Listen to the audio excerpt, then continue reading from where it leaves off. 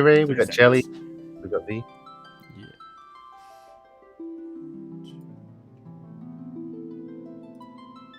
Log into Discord in. Yes. Just one moment.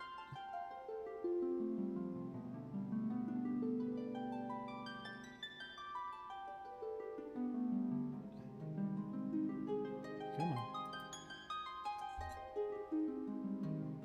And we are live! Hi, everybody!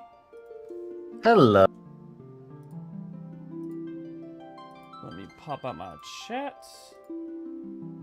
Make sure everything's all good. Goody, good, good.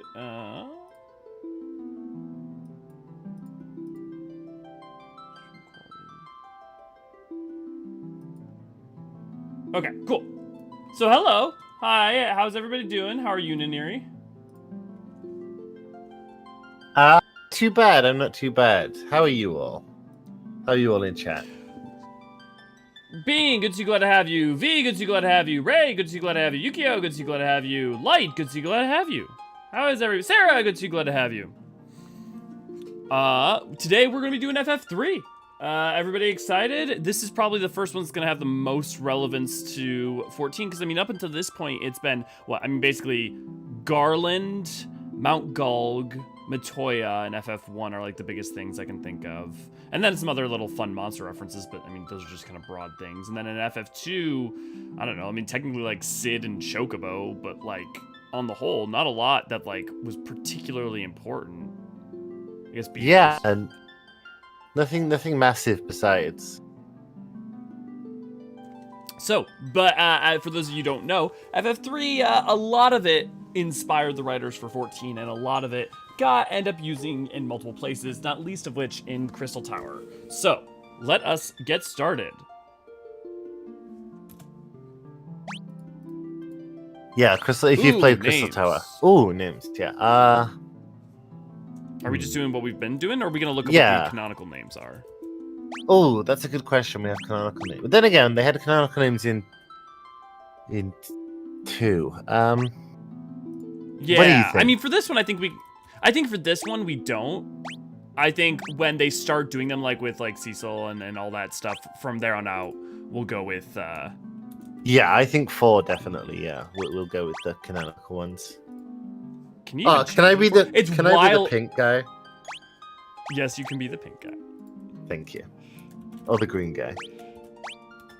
Well then, why don't we make?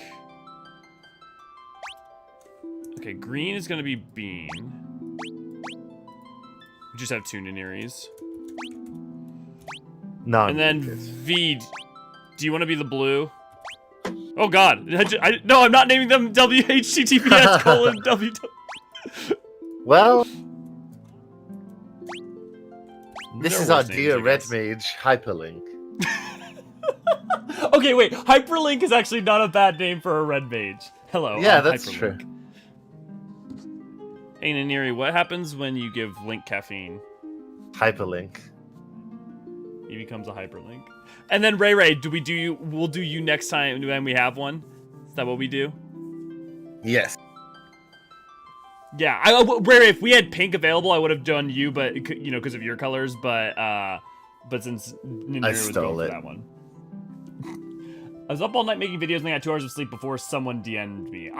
Who could have possibly done that? And I hope I didn't wake you up. I also have been sleeping awfully lately. I'm just happy for some positive vibes for the stream. Yeah, it'll be a good time. Too much negativity, 2 vibes. Aw. What's up with Destiny 2?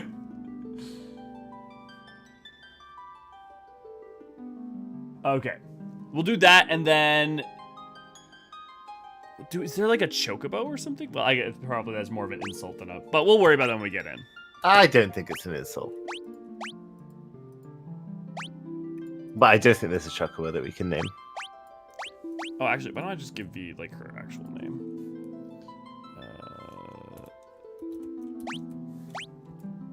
There we go.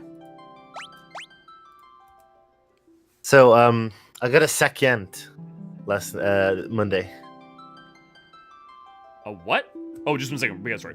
Into the silence, one of the Golgans prophesized. The great earthquake was only the beginning. Hey, earthquake. The tremors tore the land asunder. The crystals, sources of the world's light, were swallowed into the depths as monsters emerged from the chasm now scorching with Earth. Yet that was nothing compared to the catastrophe to come.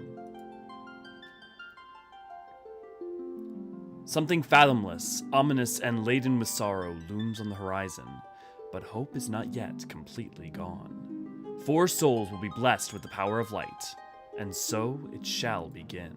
The Eldritch outer aspect of that sort of gave me Endwalker vibes. Endsinger. 4 orphaned youths, raised by Topapa and the rural village of were out to test their mettle. They came across a cave, one of the very same that formed when the crystals were lost to the earth.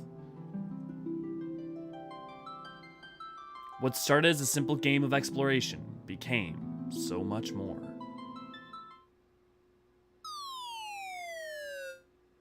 Oh, we're dead. That's fascinating that the hometown is called which is, of course, one of the earliest cities built by mankind. You could say it's the city. Yes, you could say it's the city. Ouch! Looks like we fell through a sinkhole. Now what do we do? Are you sure this is a good idea? Maybe we can climb out. You wanted to go exploring. Don't be such a scaredy cat.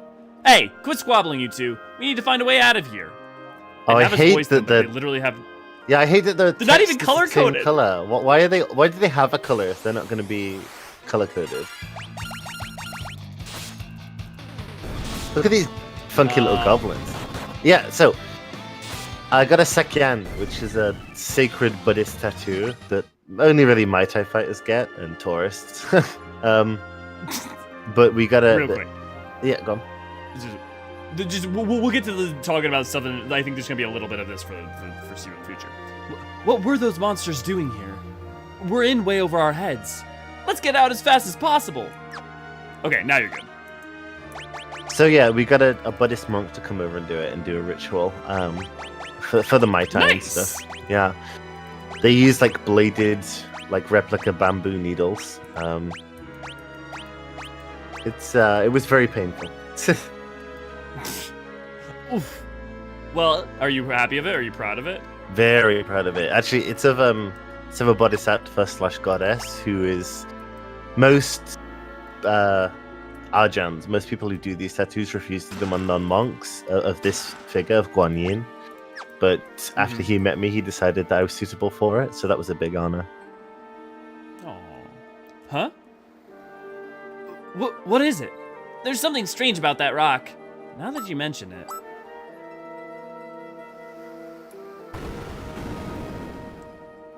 Huh. Is this our first tutorial? Yeah, I guess so, right? Is this the first time they like to actually tutorialize what we're doing? Yeah. Anyway, I submitted my application for my player ticket for London Fan Fest. Cool, like, I'm going to be a perpetual floor tank. I'm gonna try to avoid that. I doubt it Start in with this an game. earthquake and start with an earthquake and build it up from there. Well, I mean, it's just interesting when you think about how earthquakes are important to the Crystal Tower, right? An earthquake swallows it with the 4th Umbral Calamity. Maybe it was like, what shall we call our new city? Yep, definitely. That's exactly how it went down. Don't get me started on historical etymology. They'll never stop.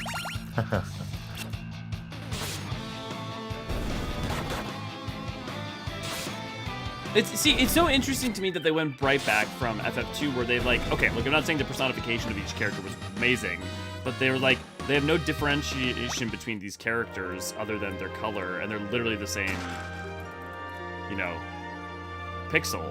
They're the same, like, model. Yeah, it's interesting. And then in the remake for this, it's the only one, really, where they add so much more personalization to the characters. I know mechanically people don't seem to like the third remake, but I do really appreciate the fact that this story is, there's a lot more characterization and individuality. Found! Good to see you, glad to have you. How you doing? Yes, I love the, I like the story elements. I just don't like the 2DS graphics. I don't think they're particular. I love the 2DS, or 3DS, sorry, but I don't think it worked particularly well for this game. Look, it's a spring. Yeah, but why is it such an odd color? It's a healing. Is this our first Let's healing take a spring? sip. Okay, that's me then. I'm not sure about this. Party drinks from the wellspring. Wow, I feel revitalized. Yeah, I think this is our first healing spring. You know what's interesting to me is like I hear a lot of, I don't want to say criticism, but not a lot of love for the 4 and 3 remake graphic style. But to me, it's just a 3D model version of the art style of like tactics and stuff. I guess that's kind of true. You know, it's the lack of nose, and yet people seem to love that one. I just feel like sometimes 2D art is better than 3D art for certain purposes and certain styles. Yeah, I mean, that's probably true. Look, I'm not I don't love it either, so I'm not here to defend it. It's just interesting to me. Clockwork, good to glad to have you. You just got your Wordle level 80 and 14 found? That's nice. Awesome. Do you like you're gonna level it to max? Do you like your big, buff, dumb himbo friend? Unga bunga. Okay, crystal time. What's going on? Malicious force attacks the party. I think we got that one. Oh, it's the turtle. I feel like that's a little new.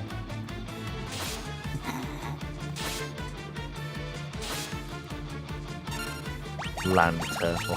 He's got like algae on him. That's cool. Yeah, I mean the style is lovely. Yeah, so is this the kind of style that you like more than the Pixel remaster? This kind of vibe? Part of it is I don't love like the like low resolution vibe, frankly. I know that they're overly smooth, but part of why I like the PSP stuff is like I like that it's like high, you know, it's HD. Okay. I'd rather it be a little overly smooth than crunchy. You know? Okay, alright, interesting. I'm trying to think of a pixel game, like a game with pixel art that I'd like love the pixel art for and wouldn't want. Chrono Trigger is probably one of the better examples. I think FF6. But then again, FF6 isn't enormously crunchy anyway. Right, and we'll end up with SNES instead of NES. And I gotta reevaluate 6 before I say anything stupid. I might go get into level 90 in Endwalker because I got to Dark to level 90 Shadowbringers. Yeah, I think more will do my Endwalker class. Nice. I will say, playing tank in Endwalker is a lot of fun. The crystal shines brightly. You four have been chosen. Whoa, that crystal is talking! I give unto you the last of my light, and with it the last hope of a fading world. As things stand, light will soon disappear and the balance of the world will be destroyed. Accept the light into your hearts, and the crystal will grant you unimaginable strength. Are we being recruited into a cult? Yeah, I think so. You have been chosen to be the bearers of our final chance at hope. You cannot allow light to fade from the world. The party is enveloped in a bright light. Yukio, I hate banana milkshake type. But no, I hate banana milk because it's gross.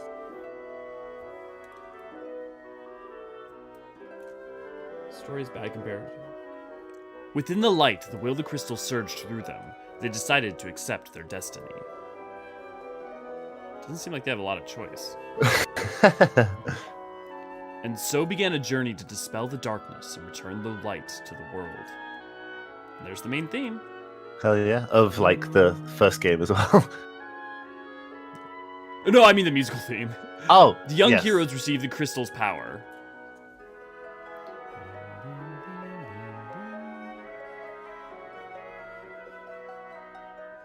I think we just get 4 classes here, so this will be a simple choice. Yeah. Des, good to see you, glad to have you. And with it, the world's last light of hope. Warrior monk, white mage, black mage, and red mage. Oh no, there's 5. Okay. Set upon the magical sigil to be transported to the surface. Embrace your destiny, warriors of light. I mean, I feel like we go with the classic ones, though, right? Because we go like warrior. Yeah, I think you suit warrior. I kind of have like warriors. You're like vibe in my head. V. V's are black mage? I think that's fair. Okay, let's see. We know that you're the white mage. Yeah.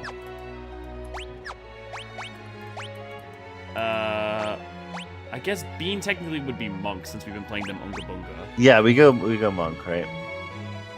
Well, V also lets playing DPS and healer, so maybe...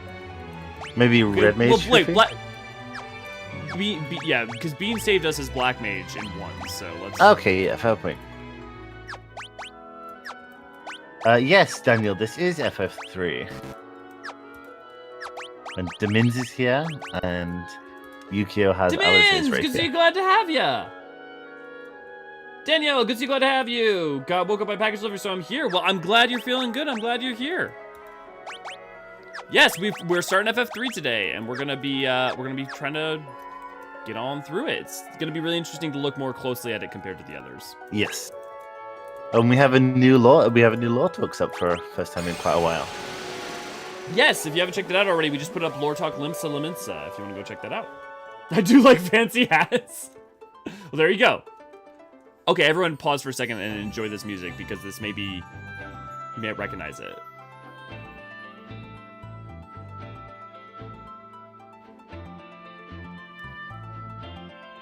I do. But from where? This is Eternal Winds. It's Grahatia's theme. Well, it's not literally his theme, but it's used as Grahatia's theme throughout Final Fantasy XIV. It's the main overworld theme of Final Fantasy III, and it's a symbol of like adventure and freedom and hope. And so it gets used for both Grahatia throughout the Crystal Tower, like at the end when he's being closed away, and at other points in the story. Makes sense, yeah. Considering the 3 Crystal Tower signifier as well. Yeah, exactly. Well, and that so like this is one of like the big examples of the way in which 3 ties into 14. Nikira, good to glad to have you. Got Eternal Winds. Eternal Winds is such a bop, and there's like 12 different official versions of it, and all of them are wonderful. Hats are the reason I play Red Mage, and I'm trying to level Bard. Oh, by the way, we're trying to elicit opinions on what lore talk you want us to do next in the comments for that lore talk. So please do go give your opinions. No wrong ideas. Miniri, thank you for being on top of that. I'm just doing Ray like proud. Atelier, good to see, glad to have you. Glad to see this game finally being played by you guys. Yeah, we're finally here. I know you just completed it. So we're a bit behind you, obviously, because we're not making great times thinking we only play once a week, but it's very, very, it's very exciting. It's funny because this one's narratively in some ways less dense than 2, but also, I don't know. It's been so long since I played 3, and the last time I played it, I played the DS version too, so it's going to be interesting to replay this version. Daniel asks if we've heard the Distant Worlds version of Eternal Winds. I will have. Yes, because I've listened to all the songs on the album. I got to go to a Distant Worlds performance, so I actually was lucky enough to in Milwaukee, Wisconsin. I love their Sateki Dene version. Yeah. Oh my, you're a tenacious bunch to find me here. Tell you what, I'll give you my secret potion stash. Just take the well. She's definitely gonna knock us in, right? Okay, she didn't say she knocked us in. I'm definitely going with she knocked us in. Okay, you're headcanoning it. Oh, this remaster is well balanced. That's good to know, Atelier.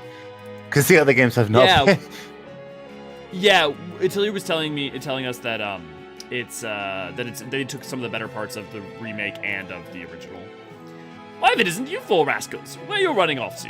What's that? Saving the world? Aren't you getting old for make-believe? Fuck you. Well, fuck you too. If you want to use an item, just select it from the list when it appears. Why not use a potion on me to try it out? I don't want to. No, I mean my back. By gum, that cured my aching back. Oh, I literally called it cured my aching back. Thank you, youngsters. Here, take this with my regards. Echo her. The elders await you inside. It seems that Don sensed what befell you all. He always did have a strong connection with the spirit world. What is this? Avatar? Well, I was just thinking, mayors in I think he's the mayor of this village. Mayors in this series tend to have spiritual clout for some reason.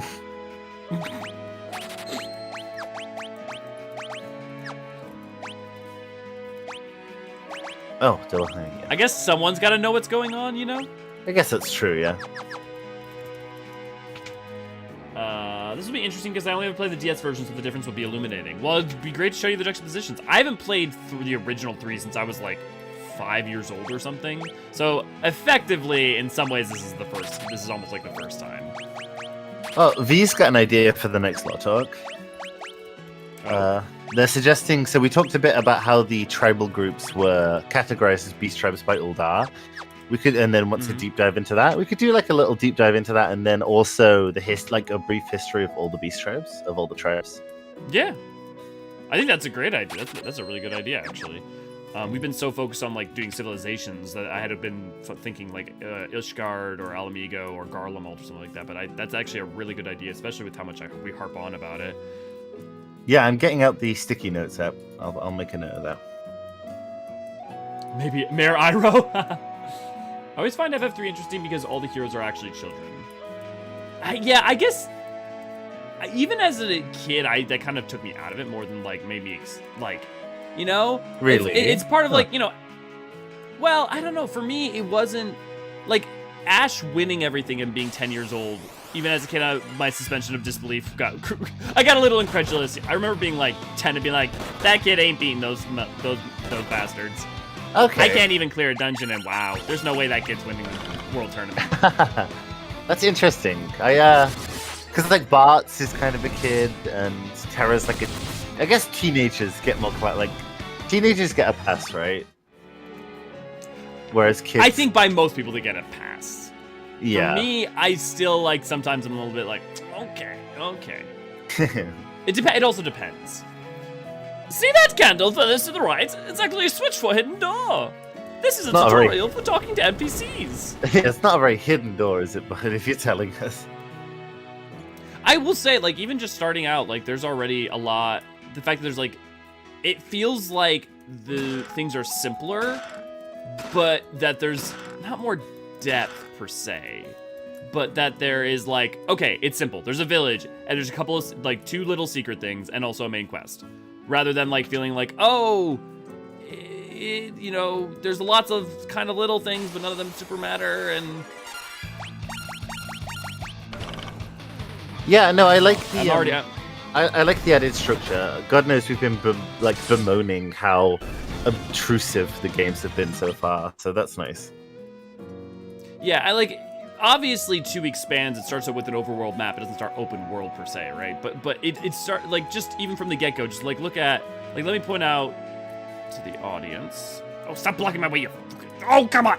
Free me from this mortal coil! Oh, now you're just fucking with me. I felt like I was in Pokemon so and getting blocked.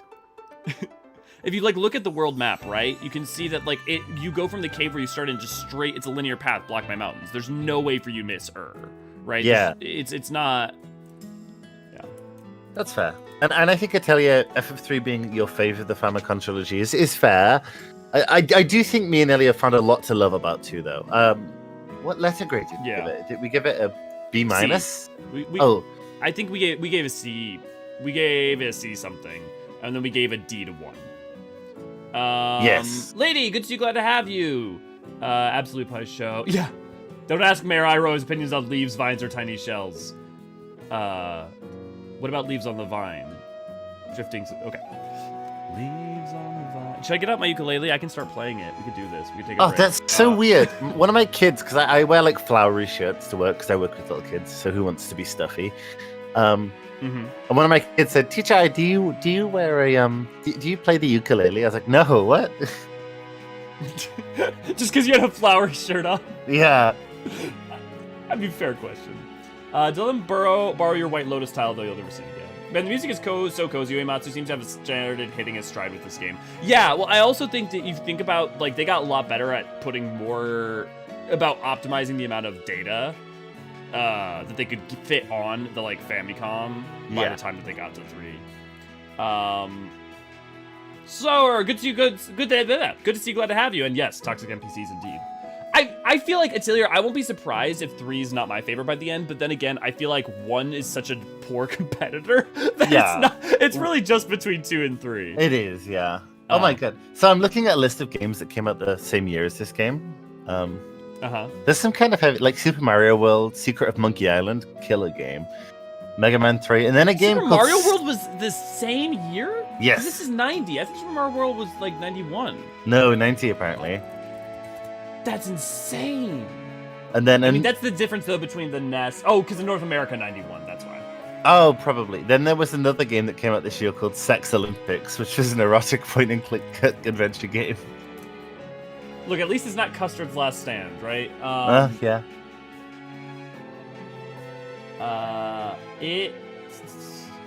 Yeah, that's so crazy. And it was only a couple months later. I mean, that the difference between the SNES and the NES. Yukio, thank you for member. Enjoy your emotes. Thank you very much. Des, good to see you. Glad to have you. Lolly ho. Let me get this story real quick. Yes. Yes, the spirits have told me exactly what befell you. Now go speak with Elder Topapa. I believe he has some words of wisdom for you. I wonder if Topapa's name influenced, like, Lalafelian naming structure. Or like it could do. That. Yeah, I mean, that would make sense, right? It's Nina, a motherly figure to the 4 orphans. Well, Take care on your exposition. journey. You know how I worry so. Right? From, like, a narrator, not, like, from a... Yeah, it's interesting. It's Homak, one of the town's elders. In order to understand the power you've been granted by the crystals, you must need be true to your heart. Bitch, I haven't told you anything about the crystals yet. It's Topapa, the elder who raised the 4 orphans. Topapa, we...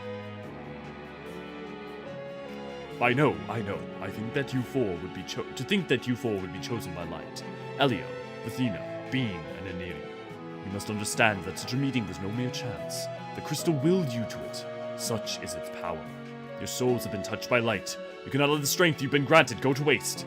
You must depart at once and seal away the power of darkness. You may be 10 years old, and you may die, but it is a sacrifice I am willing to make. Clockwork! Oh, thank you for membership. Enjoy your emotes. Enjoy your And Yukio as well. Yes, I called out Yukio earlier. Oh, okay. One of the playable characters in Sex Olympics is called Dr. Dildo. Are you just now going down that freaking wiki? Yes. FF3 is better than FF1. Not a hard thing to be, but also, yes, you're absolutely right. And maybe 3 will be better too, we'll see. So I beat 6.0 last night on par with Shadowbringers ending, and as a bonus, certain minion dropped my first time running a certain dungeon. Dude, lady, that's super lucky. I did that dungeon over 100 times before I even saw that minion once. Luckily, I also got it my first time that I saw it. That's amazing, though.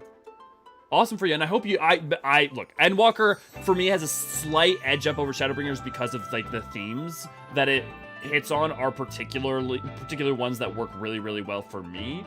But, like, those two are pretty basically effectively equal as far as I'm concerned. And so, yeah, they're so good.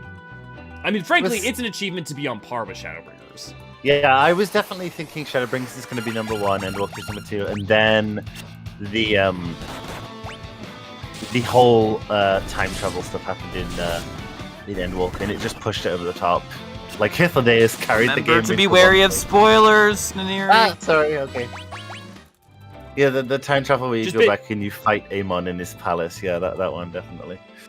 Yeah, the one where you go back in time and you witness the 5th Umbral Calamity, and then you go back in time in order to make sure that you can bear witness to Azima doing a sexy fan dance. Well, yeah, that too. Yukio, thank you for the 50p. The money is from my glam fund. Don't feel guilty. Thank you very much. More like Topapi. Daniel's asking if I would win the Sex Olympics. I think I'd stand a chance. Lucky lady, I'm not gonna say anything. Lucky lady, I had to run that dungeon like 20 times before I could get that minion. I literally ran that dungeon like 100 times before I saw that minion. I still haven't got it. Oh, V, I'm sorry. We'll run it with you. To be fair, we famously have bad luck on both drops and rolls. It's pretty shocking. I'm just gonna do a little bit of farming while I talk to you guys. Why does the music sound familiar, I wonder? Yeah, Des, you missed it. We were talking about Eternal Winds earlier. Yes. RNG gods, why must it be so cool? I still like Heaven World best, but End was so satisfying. It's interesting, Sower. Like, a lot of people... No, I've experienced a couple people have said that, and to me, it's not that I don't like Heaven's Word, but, like, personally, I find Shadowbringers and Endwalker on both, like, writing and, like, quality of production, which is unfair to compare them 1-to-1 because of the amount of budget and, like, resources that were given to those, you know, as they were building up things up more and more. But, like, just on another level, just the sheer amount of voice acting in moments that aren't voice acted, as well as characterization. Like, there are incredibly strong characters in Heaven's Word, but they're not, like, a lot of the bit players or background players aren't nearly as strong. But, yeah, you know, that's the thing that, to me, and that's the thing that's interesting to me about about each expansion and how they call to people.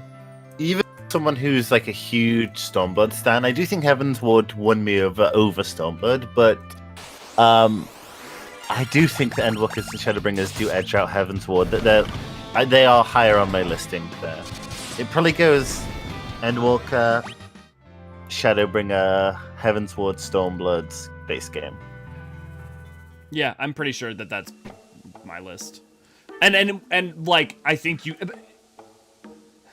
Don't let that seem like it's like, okay, that's obviously the, you know, if you disagree with that, you're wrong. Because I also think the amount to which one speaks to you over another is going to greatly affect where it is in that list, because they're all good. The time travel where you fist fight knows door move, but he's evil. I'd be curious though, so Cookie, why Heaven's Word hates you? Why that was number 1? I think like a good example of like quality of production between something like Heaven's Word and Shadowbringers is that like a lot of important character scenes are unvoiced, and that does a lot to hinder it, in my opinion. Yeah, I think that's such a personal thing as well. For some people, that's a real negative. For some people, they literally could not care less. For me, I care about it a medium amount. Yeah. And it's not even that. It's not even so much that it just is an active negative for it to not have it, but it's such a huge positive. Yeah, that's to fair. have it. Yeah. Oh, bye. Of course, you have purple hair and pronouns. Oh, sorry. I thought you might be ghosts too. While traveling from the west, I came upon this accursed town. I'd stay away from the inn if I were you. It's full of ghosts. To the inn, then. To the inn. Let's go find some ghosts. Let's go fuck some ghosts. Okay. Oh my god, I love the way they turn to the side. It's a squiggle. Cool. Only a mythical ring made here in Kazus can contain the Jinn's power. This is why the Jinn cursed the town. Well, it doesn't do a very good Sid's job of the mate. containing its power. Oh. Hey, Sid. I'm from Canaan, but a boulder in the Nell Valley is blocking me way home. Now I'm stuck here. Figure I'd spend the night at the inn, and then this happened. What's my wife gonna say? Say, want to take my airship for a spin. It's parked under the desert to the west of town. In return, you think you can do something about this here predicament? You learned where to find Sid's airship. It's in the desert to the west. Okay. See, like, this is also, like, I feel like there's just, like, this is more well done in terms of not, like, making you meander, like, unknowingly around. Like, you're gonna think to talk to this guy first, both with the fire, his hair. If you, like, see everyone else is just chalk out lines, you'll want to talk to that dude. He'll direct you to the inn, so then, okay, maybe they don't point out Sid, but you just talk to everyone at the inn, and boom. Yeah, it's interesting as well, just to get back on my history bullshit, that Sid's from Canaan, which is clearly Canaan, which is also a Mesopotamian city. An ancient is it? No, not a city, but a region. I wonder if we're going to see more of that in this game.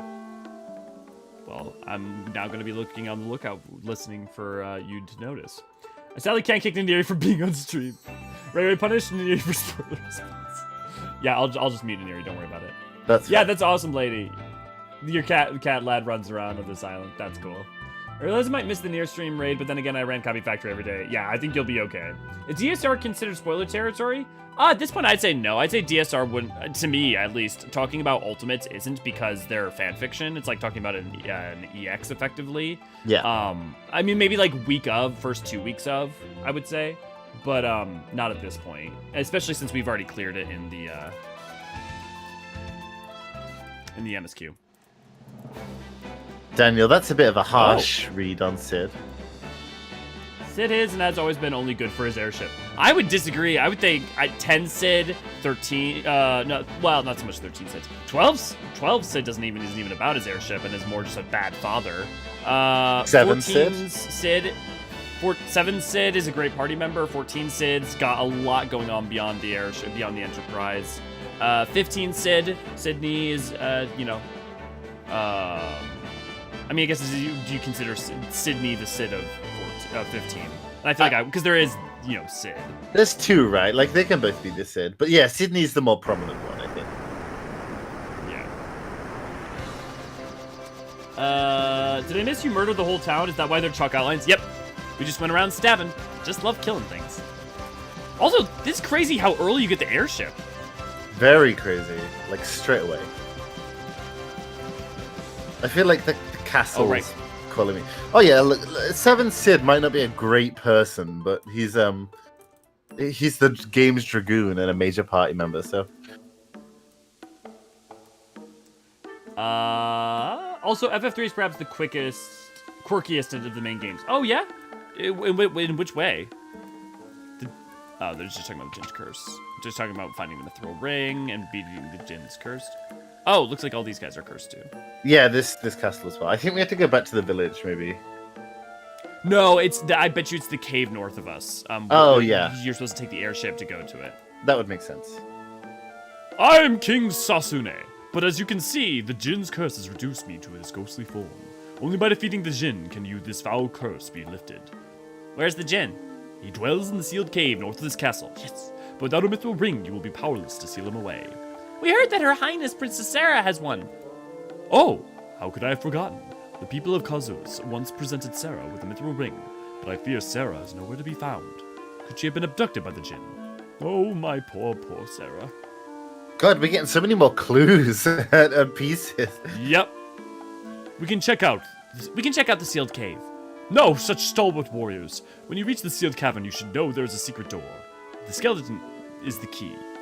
Please, you must defeat the Djinn and free my people from this wicked curse. Okay. I think What's this castle called? Sasune. Castle Sasune. That sounds Japanese. Yeah.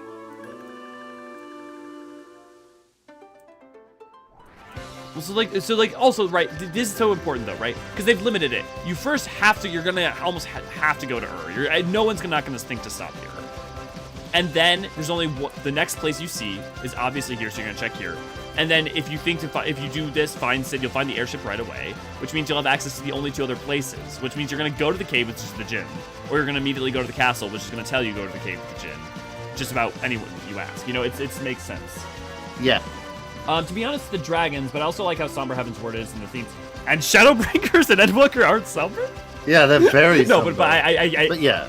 But different kinds of melancholy, definitely, though. And the themes and the characters were super compelling to me. Yeah, it edges out End and Shadowbringer because I'm not a huge fan of the ancient stuff. But I think Heaven's Ward is rooted in... I mean, it's less living in the ancient stuff, but it's very rooted in the past. Well, I think he specifically means Ascians. Oh, like the fact that there's so much to do with them in Shadowbringers and Endwalker. To me, I actually feels like I don't like how little Heaven's Ward deals with it. It kind of throws them in at the end, because to me, like, they're the overarching thread of 14, and when you make something just completely disconnected from it, not that Heaven's Ward was, it makes me. I don't like it as much. Now, I think you could say, like, oh, Stormblood's disconnected from the ancient stuff, but because of how much Garlemald ends up playing into that, and how much that's important for the rest of the world state, it works for me. But yeah, that makes sense. Especially if you like the dragons, and with those caveats, yeah, that makes total sense. Was our thirst for revenge really a key factor in the winning against Thordan? I don't know. That I would say it drove us to seek him out. Elio had a Skyrim moment and killed the entire town. Yep. You know me, just putting buckets on everyone's head and getting my cheese wheels. Are the ghosts or Crimson Chocolate? Yeah, Nazim deserved it. Castle Sussy, yeah.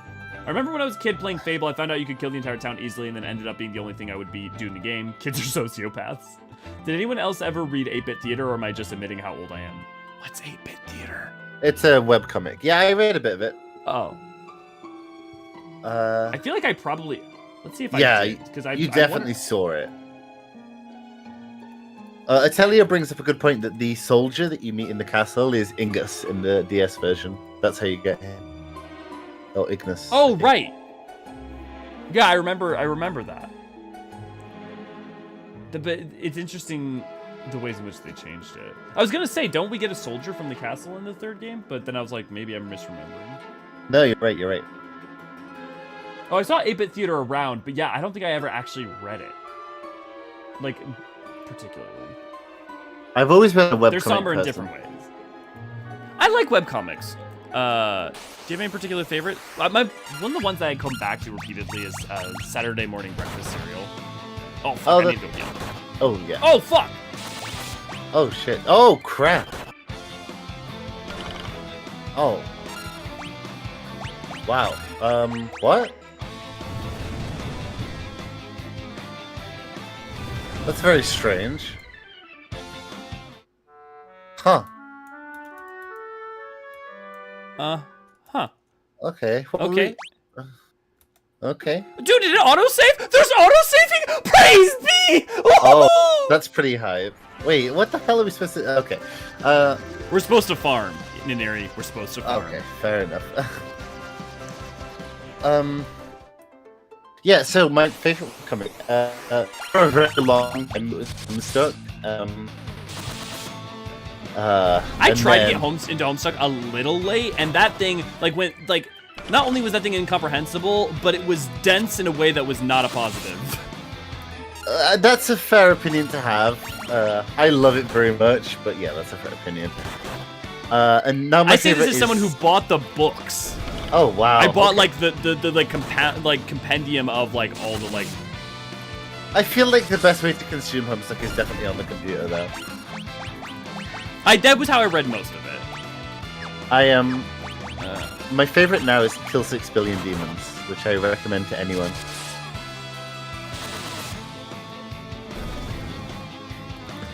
Well, yeah, we're getting like asses kicked here. Okay. I'm a little I'm surprised. not saying that. That definitely. I'm sorry that I'm making your face tank joke come true. Your floor tank joke come true.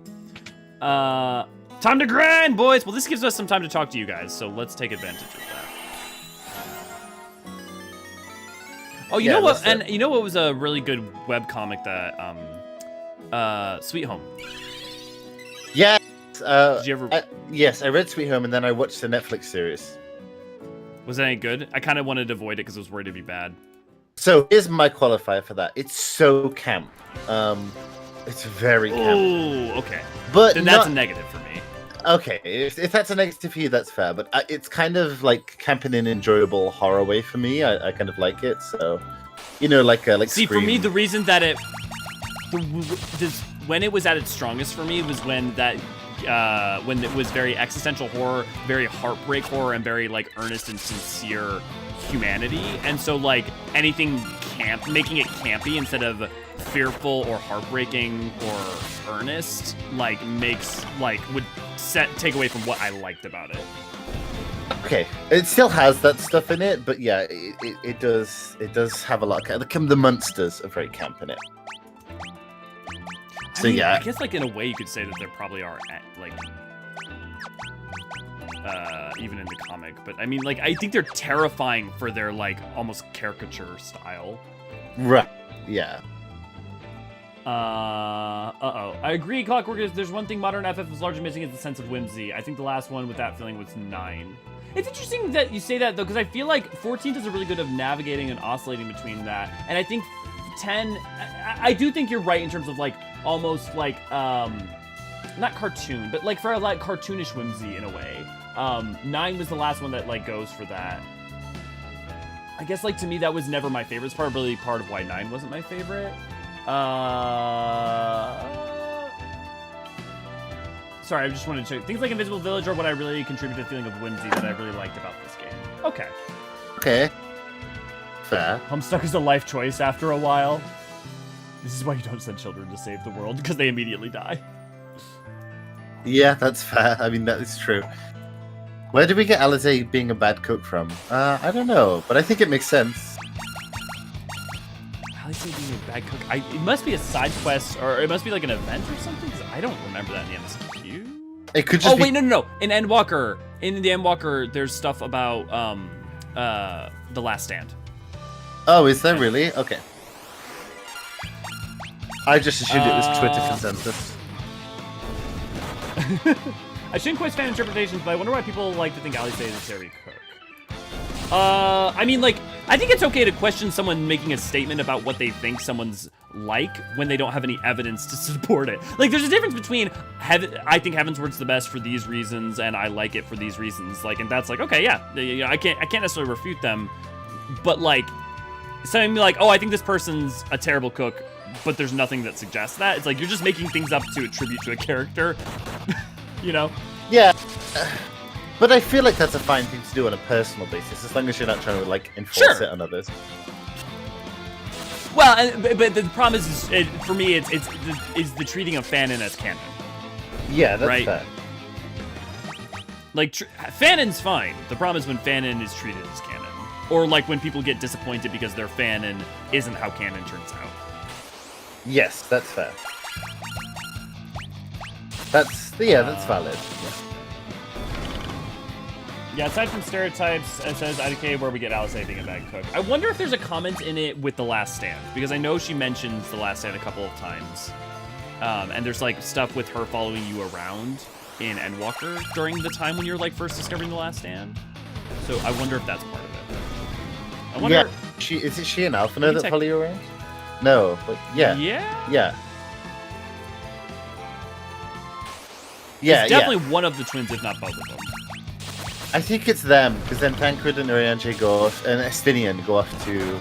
It's them and Kryl, is it? Maybe? I just know I know at least one of them is there. That's all I just... Yeah. Taiga is a bad cook. Rin Tosaka is a bad cook. Asuka is a bad cook. I love that you go straight to Fate Stay Night. Immediately, just... I always think like to... You're not wrong, though. I always like to torment my friend who recently discovered, she's British, but she recently discovered that she's a descendant in the direct male line of Robert E. Lee. And I like to torment her by sending her pictures of sexy Robert E. Lee from Fate. Yes! From Fate Go! That's amazing. I also think Alice may be able to cook, but it's basic fare stuff she make while she's traveling. I think you could also look to like her creation of Porcolonio. No, what's his name? Her familiar. Porcolonio? What the fuck is his name? Someone help me. It's a human name. Angelo, right? Angelo, yeah. Is that... Yeah, I know, it is Angelo, you're right. Oh man, I miss using my spells and leveling. I'm gonna miss that. That's one thing I know that I think some people really hate about too, that I really love about too, is that hey, when you use a spell, it upgrades. I know why you like that. To like. It's because you're a WoW player, an old school WoW player. You're right. I do miss skills. You're right. I absolutely was that guy who was like, I love increasing my accuracy by getting misses over and over again. I was absolutely that kid. I kind of like some of the old MMO tropes that come up in like early WoW and Guild Wars 1, like even like EverQuest and stuff like that. Like I like the jank and the almost... The idiosyncrasies? Yeah, the idiosyncrasies is a great word for it, of like earlier MMOs. Yeah. I don't want to spoil the fun, just can't wait till you get through certain parts. Yeah, no worries, Atelier.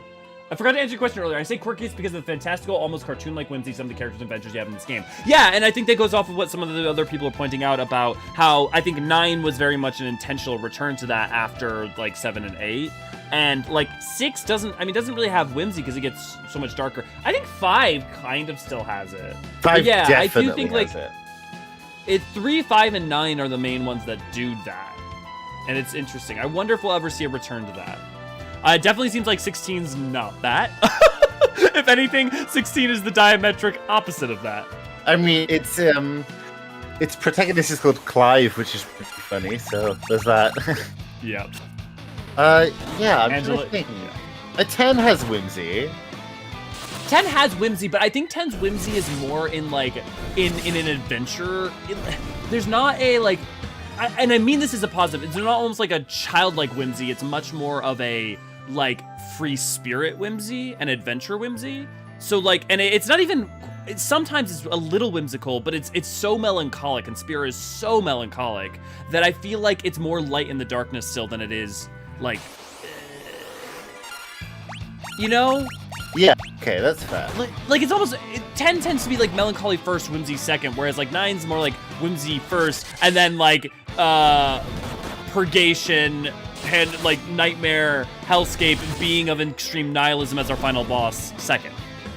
Yeah, okay, fair dues. You got me there. I mean, but 9 has that as well, right? Like, what makes a person is a big part of that, and the existential horror of Necron.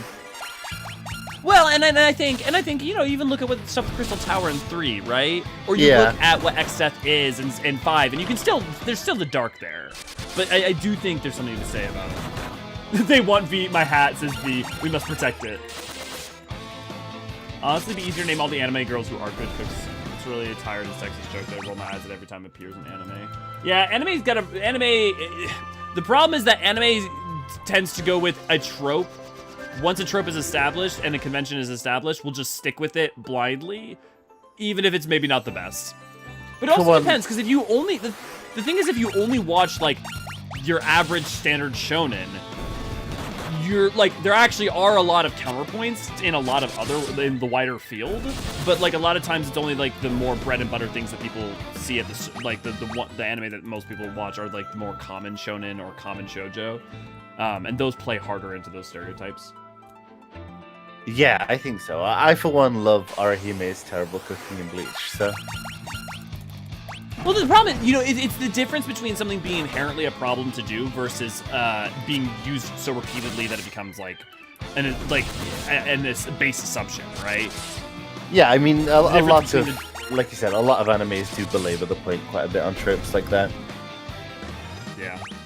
Wow, flashbacks. Yeah, I mean, I wouldn't say that 5 is insanely hard. It's tough, but. It's been so long, I have no memory of how hard it is. I feel like that tells you that it's not insanely hard, though. I also beat it when I was 6 years old, so I don't know what that says. How hard can any turn-based RPG that allows grinding be? Like steep curve, yeah, but can it be hard? Because you can just grind. I mean, that's why I don't tend to like turn-based as much, is because I much rather perfect, bash my head against a wall where I need to master a fight and the dance, which is, like why I like 14. Yeah. Hello, Rachel. Yeah, the characters are cute. Rachel, good to have you. Yes, very much so. I will also say, okay, when you change class, it changes their, appearance. That also makes more sense as to why they're not, specifically characterized in the way that they were in 2. That's true. The job system as a whole makes more sense. And then in 3, they have in the 3 remake, in the 3D remake, they have slight variations in each costume for each character, which is a really nice touch when they have the space to do that. Yeah. 5 is also silly, but has its emotional moments. Out of the 8-bit 16-bit era, say 5 is my favorite game for its tone and gameplay. Ooh, exciting! I'm excited to get back to it. I remember finding a bugged turtle enemy in Classic WoW that I used to level up all my weapon skills when I was 13. Nice. F is a sleeper hit. I really think part of that, Cookie, is more to do with the fact that 5 never released in the West. You only had your 1, 4, and 6, and so I think 2, 3, and 5 just never got their quite same due, and then 3 was really big in the East. And so I think 5 and 2 just never got quite their full due. Yeah, I mean, 5 draws a lot from 5. 5 draws a lot from 3 as well, just in gameplay terms, at least. But yeah, I guess in tone as well. Yeah, I love their individual little costumes. Maybe you want to see everyone in the different jobs. Yeah, I mean, that's and that's what you want, right? You want to create design that it makes people want to try and engage with the possible. When I was younger, I went on the wiki and I looked at all the job pictures for all of them in the 3D ones, and I was like, wow, that's so cool. Well, it's also cool because the PSP version also has I think they're still, I wonder if they're all the same? Let me check that out. I know the PSP FF3 PSP jobs. From what I've seen, Daniel, there's no reason to believe that all 4 of these are male. There's also no reason to believe that any are female. It's, project your own things onto there, I think. I'm sure there might be a manual out there that helps. Yeah, I mean, honestly, I would just go with what the character... For me, the canonic answer is just what the remake did. Yeah, isn't there the concept art, though? Yeah, but it's a mono concept art, so it's sort of... ambiguous, I think. Well, but isn't there... I'm trying to remember if the style that's in the 12 style came out with... Yeah, no, that's from the 3D remake. Okay, cool. Yes, yeah. But yeah, I would just go with the 3D remake as the answer to their genders. Although, I think you're right. You can't just project if you want to. Have a good one, Sarah. 5 is insanely hard. It just requires more strategy and creativity to do the job system. It's so much fun to break that game. Yeah. You say something in here? Yes, that was right. So FF3 is crazy influential in the in that it offers such freedom in its class system. But I mean, like Dragon Quest is also doing that either around this time or not long after. So yes, and yes also. I do think a big part of that, though, is also when you think about how influential it is, think about people who are in positions of, like, executive power of some kind, like Yoshi P or Ishikawa, and think about their age and the games that they grew up with. A lot of them grew up with more of these. I think you'll see in 10 years from now, 20 years from now, a lot more people in positions of power grew up with something like 10 or 9, and you'll see, I think, what will have spoken to them within the series will shift as the course of time. Because you have to remember, with something like 10, right? A bunch of the people who worked on 10 are still on the staff. So, like, it's not like they grew up with 10, they were part of making it. I mean, so they didn't experience as a player. There are 7 devs who are still on the staff. Right. Like, and yeah. So I think that's a big part of it. Yeah, I think that seeing a new generation arise that's played like like the 7 to God, they 10. really want you, V. They do. Sorry, but it's because you're so fashionable. You fancy lad. These sexy berserkers want you. You're just saying that because they have muscles. It's true. I have low standards. They want that. They're jealous of that. They want the cap. Yeah, I mean that also makes sense. Yeah, I think if the OG FF3 group are all male. Yeah, I guess I guess is there any reason though to suggest that? I mean, because like even because I mean, I guess you could look at if you make them a warrior, they're masculine, but then I would say that the white mage is relatively feminine for the job if like you choose that. And then like all the starting when there's the starting level all look pretty similar. I mean, yeah, I just don't think there's any benefit in assigning assigning any gender in that regard. Yuki wants to know. I think it was always. Would we rather tell Alizé that we're dating Emiliant, or would we rather tell someone about froth and foam in front of Ishtola? I mean, is Emiliant's like in an open marriage at this point? Like you got it. There's some other things you need to define there before you can. Because like if she gets divorced from Forceron, like from Forceron, from Forcenal, just said that goddamn name. Like there's definitely some definite like some further things. Have a good one, Rachel. Enjoy school. Memoria Blade definitely do the latter. Yukishi enjoys teasing Ishtola. I mean, like, look, Ishtola's not gonna kill us, so I think we're okay. Yeah, I do sort of feel like I need to know if we're having an affair with her there. Yeah, this drastically changed things. Okay, no one explain froth and foam. Do not explain that. Lady, you'll find out soon. Yes, true. Yes, yes. Atelier says that I have rose standards, not low standards. No, which is true, especially femrose. Hell's God femrose, please. See? Me and Aniri are on the same team. Femrose for days. Oh, There are the yeah. choices. There. God, I love femrose. Niniri was, Right? for a period, a femro. I love that you're two. What are the two things you've been? Well, I've been a femro and a lalafel. When Heavensward first dropped, I also played a male aura. But I got really homesick for standing on boxes in dungeons and being tiny but tall, so that I had to go back. FF3 non-binary representation? Yeah, there you go, Decoy. Also, Decoy, good to see, glad to have you. Our mom comrades. Open marriage. I mean, then look, if it's an open marriage, what are you gonna do, right? Like, Emiliance is into what Emiliance is into, and if it's a good time and everyone's consenting, like, I don't. Yeah, I mean, Alizé I might mean- react badly, but Emiliance is going to put her back in her place pretty quickly, so.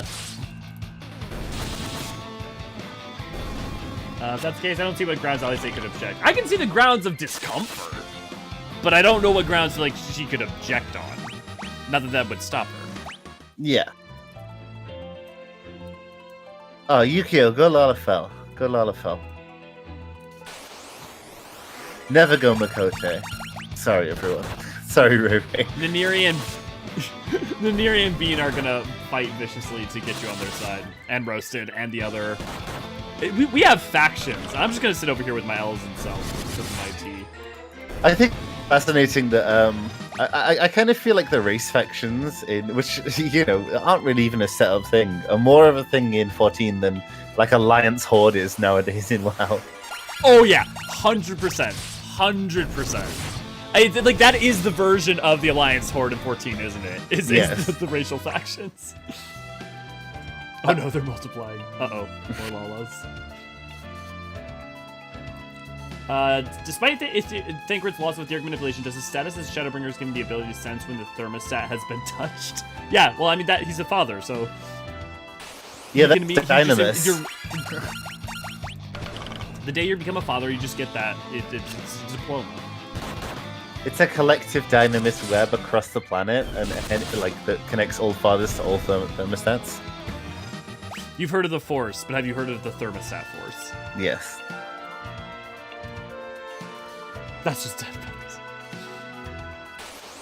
That's right, Destiny, we're coming for your ankles. Go, rower, go home. The war has begun. I'm not gonna condemn Ro.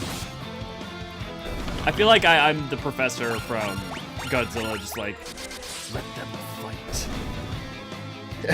Yeah, I feel like that's the Eorzean way. Yeah, right. Well, just sitting over the corner enjoying it. Except for the Dusk. We know we're not number one. The Duskrite role players are like, let me fight.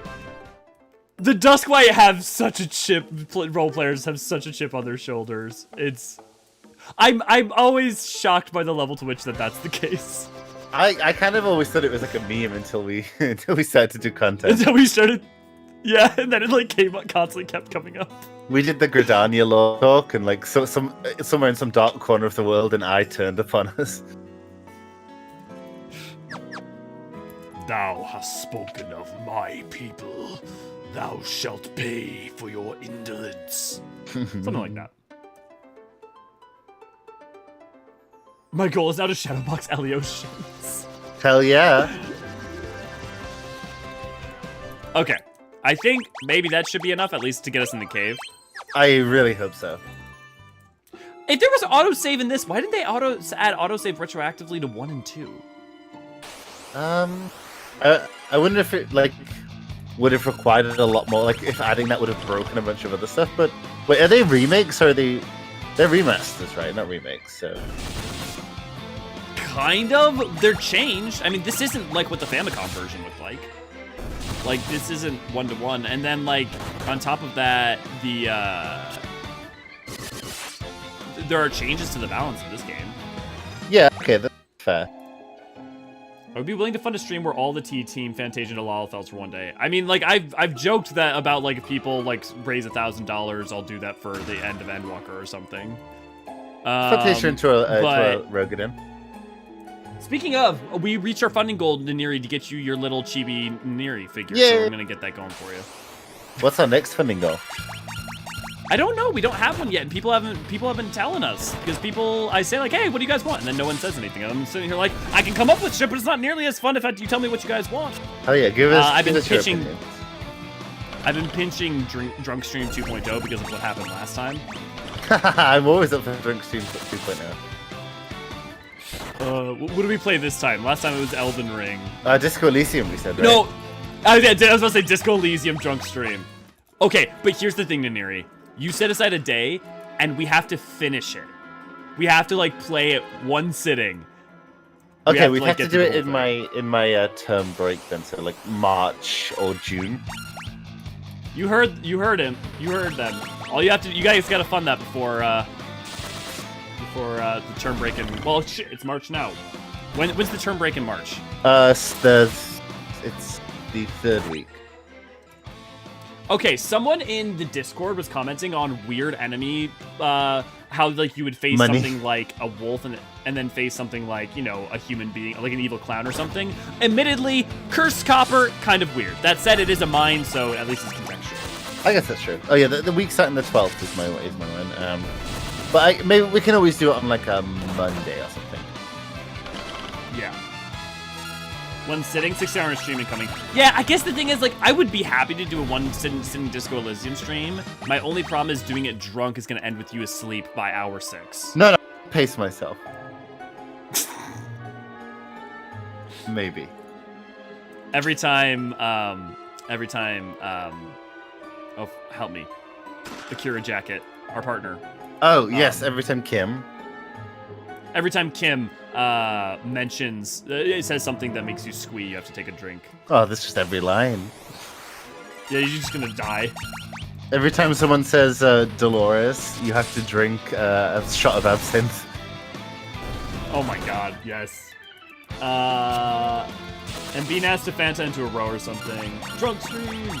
Being becomes the Talafel. What did you say? What are you wanting me to do, Yukio? Please do what? The stream? That costs more money than you're willing to pay. I was just thinking, with most races, one sub-race tends to get more spotlight, important character in the story, except for Lalafell and Alra. I don't know that that's... I mean, like, I guess that's kind of true with Ishgardi and Elizin, but that's also because Duskwhite are endemic, like, specifically to Gridania. And so, like, when there is Gridanian stuff, they do get a spotlight. There's just not been a lot of Gridania stuff is the problem. With Highlander, Midlanders have both... Like, Midlanders have had a spotlight in Eorzea proper, with Highlanders having more of a one with Alamigo. Row, Seawolves... I won't know that Seawolves... Like, Hellsguard have had, especially with, like, Ishgardian Rogadin and... Or Othardian Rogadin. Oh, do you consider this as Hellsguard, though? I mean, aesthetically, they might as well be. Yeah, and my pitch is that because of that, and because that Ilsabardian Rogadin also are a branch of Hellsguard, they are probably descendants of Hellsguard rather than yes, they probably Seawolves. Are. Well, unless they're like a Ruthenian ripoff, in which case they're like, you know, like they would have descended from the rivers. But yeah, I mean, like, there's so much to know about that. I kind of think that the Dudesfolk get quite, like, I think the Plainsfolk get plenty of spotlight, but I think the Dudesfolk do get more, like, quite a bit more. Well, let's think, because you got Mock and you've got... Well, but, like, Nim's very Plainsfolk, and then Mock is very Dunesfolk. Yeah, but just with how prominent the Uldaran stuff is, and, like, especially... like in Stormblood and stuff as well, so there are plenty of other Dunesfolk get their highlight there. I guess. I just think that Plainsfolk Lalafell get way more than something like Duskwights. I mean, even though Duskwights have like Gilmora, right? Wait, so have you been roleplaying? Never. So let's say we got Here's, we got with Vieira, it's both the like Rava and the Dean are, you know, pretty equally represented. With the Ronso, both are pretty equally represented because there's really only one place they come from. Elizin, we already covered. Ro, I'm missing something. Mikote. The Keeper of the Moons is kind of the same issue where they're like much more endemic to like the Shroud, whereas the like Seekers have been spread out and very diasporized. So like that's part of why it is. Which we talked about I think in that's the talk. Yeah, I think it's the groups that are in Gridania, because Gridania has not gotten as big of a light on it, are much smaller. I think that's what it is.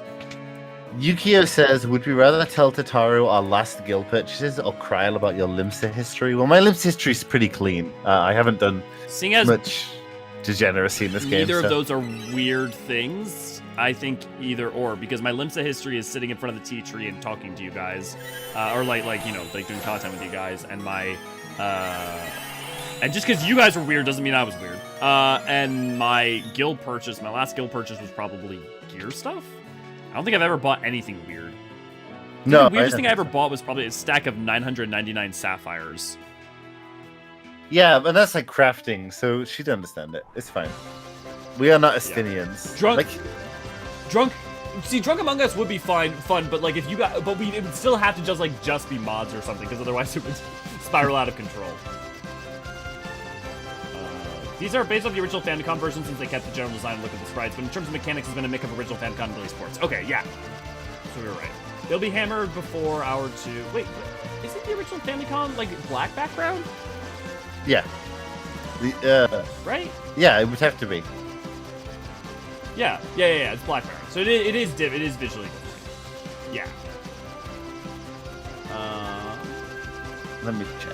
A drunk disco Elysian stream would definitely be fitting. Also kind of ironic considering how much it shows horrible consequence of alcoholism.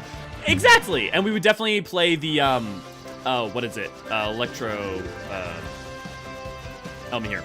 The drug path. Electrosensory. Oh no, electrochemical. One of the two. That, or we just play drunk and we do electrochemical and oh man, my name. I'm not remember anything. Inland Empire. Insight into the world. Yeah, Inland Empire. Yeah, I think we have to do Inland Empire at least. It's so good. It's so good. We did play Among Us and Jackbox way back when, but not enough people continuously join. Yeah, I'd be happy to go back to playing Among Us and Jackbox on Sundays and stuff if people want to hang out or something if I have time. It's just that it's not a lot of fun to play if it's like 4 people who show up, but if we have like a full group, it's bomb. I will say I would understand my need for Shivers is really good as well. Yo, yes, yeah. But sometimes unnerving. Yeah. Wow. Why am I nearly dead? Why did you not heal? I suppose that's true. I do have the healing spells.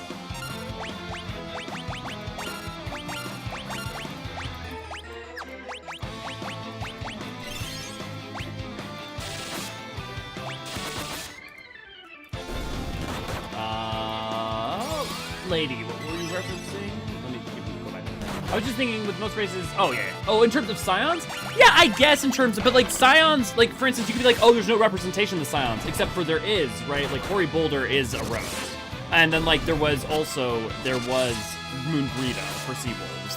So it's like if you just consider the main cast, then yeah, there's disproportionate like amounts of certain races, like Eorzean, for instance, but between the twins and Urianger and stuff, but.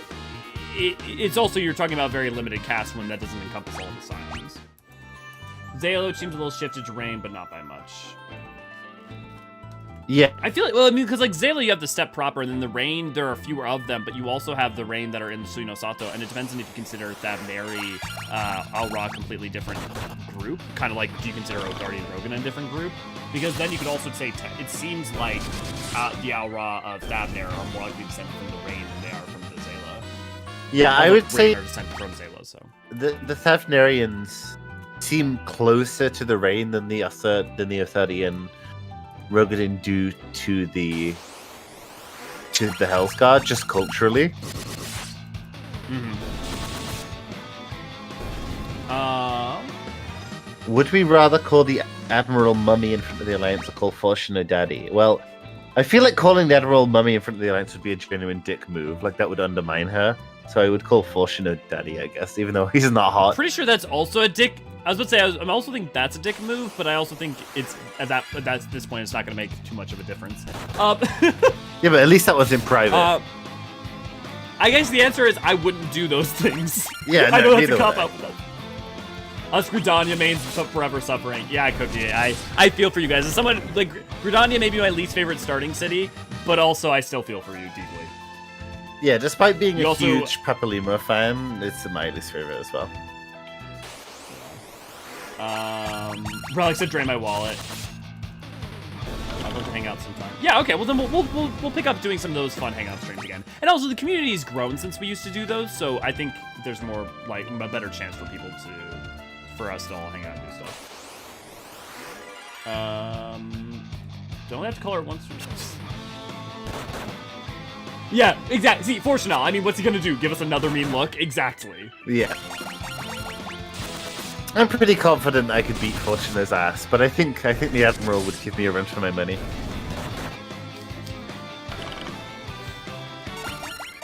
I think the Admiral would shoot you. Well, that's a run for your money.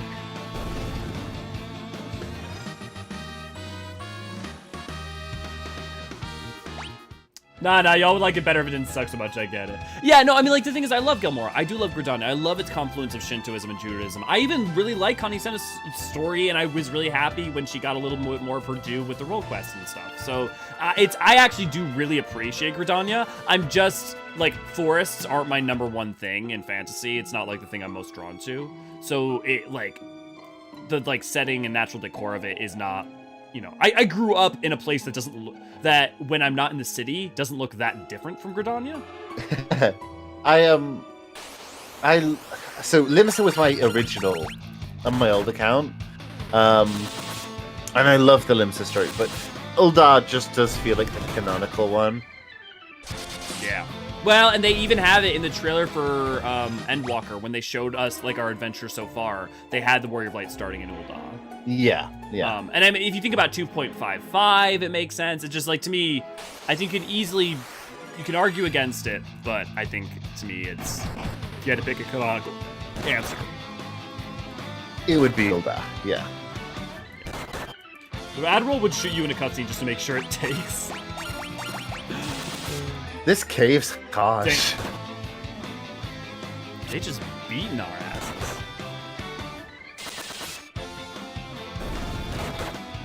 Yeah, Daniel, I do think that doing the White Mage shove quest gives you a more sympathetic view of Gridania, but insofar as doing 100%. any class quest gives you a better view of the city.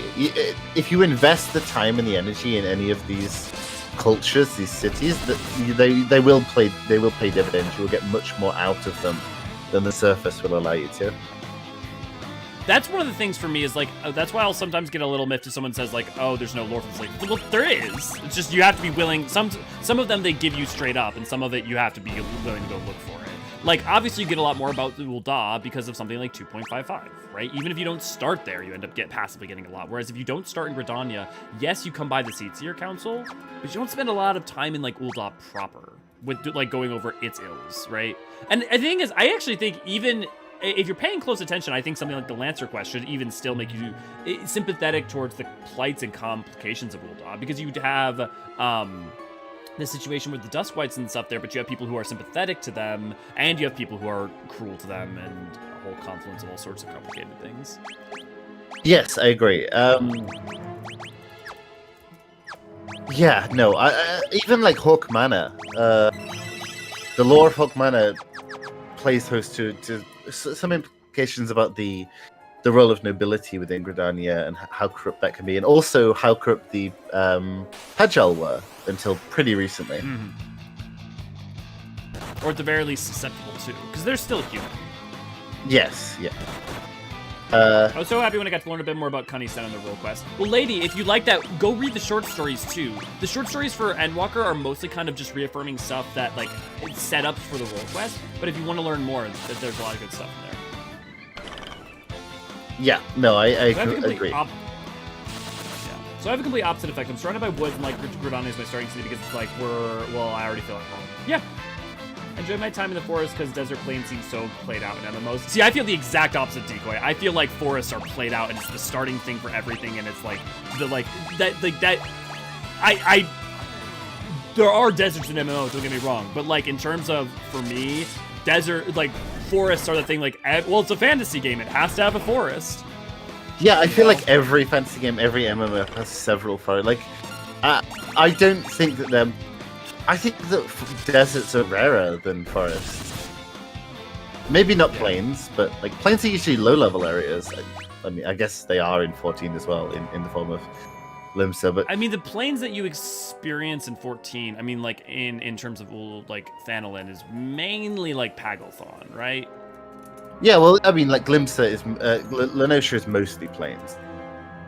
Yeah, I just mean like specifically in Thanalin. They told us the skull was the key. They did. Ah, coins! Hell yeah, coins. How do you think they fight? You think like Earthbender style disc? I gotta rewatch Avatar. I think they roll end over end and just... I think they just bitch slap you. Like, it just like... Yeah, I think that's true. The MSQ doesn't give you much. Yeah, no, the MSQ does not do an enormous service to Gridania, but the content is there in ARR. The class quests are pretty good in Gridania. You can even get a unique mount from one of them. Well, associated with one of them. You can. Hawkman is a pretty good one. Totorak also provides some social commentary on it. As much Part as of the thing is, I mean, the thing is you also have a lot of Gelmora, right? Like with Palace of the Dead and stuff. Part of the thing is that you have Dragoon is more about Ishgard, and Bard is in some ways more about Alamigo, than just about Ul'dah, or just about Gridania too. So like, well, the class quests are good. Only the White Mage really has to do with the actual place. Whereas with Black Mage, at least you're dealing with Mach and the past of like what Black Mage is, and Mach is important for understanding, you know, Dune's folk. And then you have Paladin, which is fundamentally of import. You know, Gladiator and Paladin are fundamental import to Ul'dah. And then, but I do think the Lancer. Oh, sorry, go on. I was just say, just Monk is more Alamigo again, but like starts out still tied to Ul'dah a little bit. Yeah, like how Bard is. I do think that the Lancer and the Archer quest lines are pretty good. Like, I think they're some of the better job ones. I think they have a lot of interesting things to say. Kigu, good to see you. Glad to have you, sir. Let me catch him on chat. But also Decoy. So, but yeah, that makes sense that Limsa would be your number one in terms of like if you feel like deserts are played out. I'll admit that Limsa has grown on me though.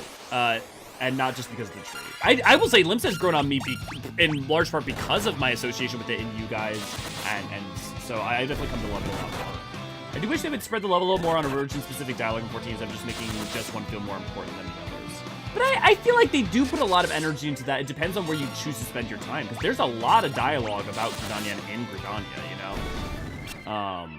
I think it's maybe, just like I think maybe they mean like later on in story, like have someone mention that you started in Gridania.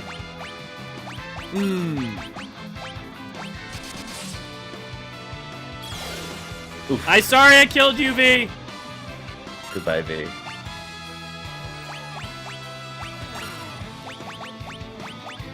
Yuki, I would rather call Magnite Little Son every time he's a dick than call him Kin. You have the weirdest questions. You do. Yeah, you do. Canes, good to see you, glad to have you. Is it possible that Ishgard is my favorite city state just because I'm a dark and the job quests have a lot to do with the city? I mean, it would make sense. And also Ishgard has a lot. I mean, it has a whole expansion about it, right?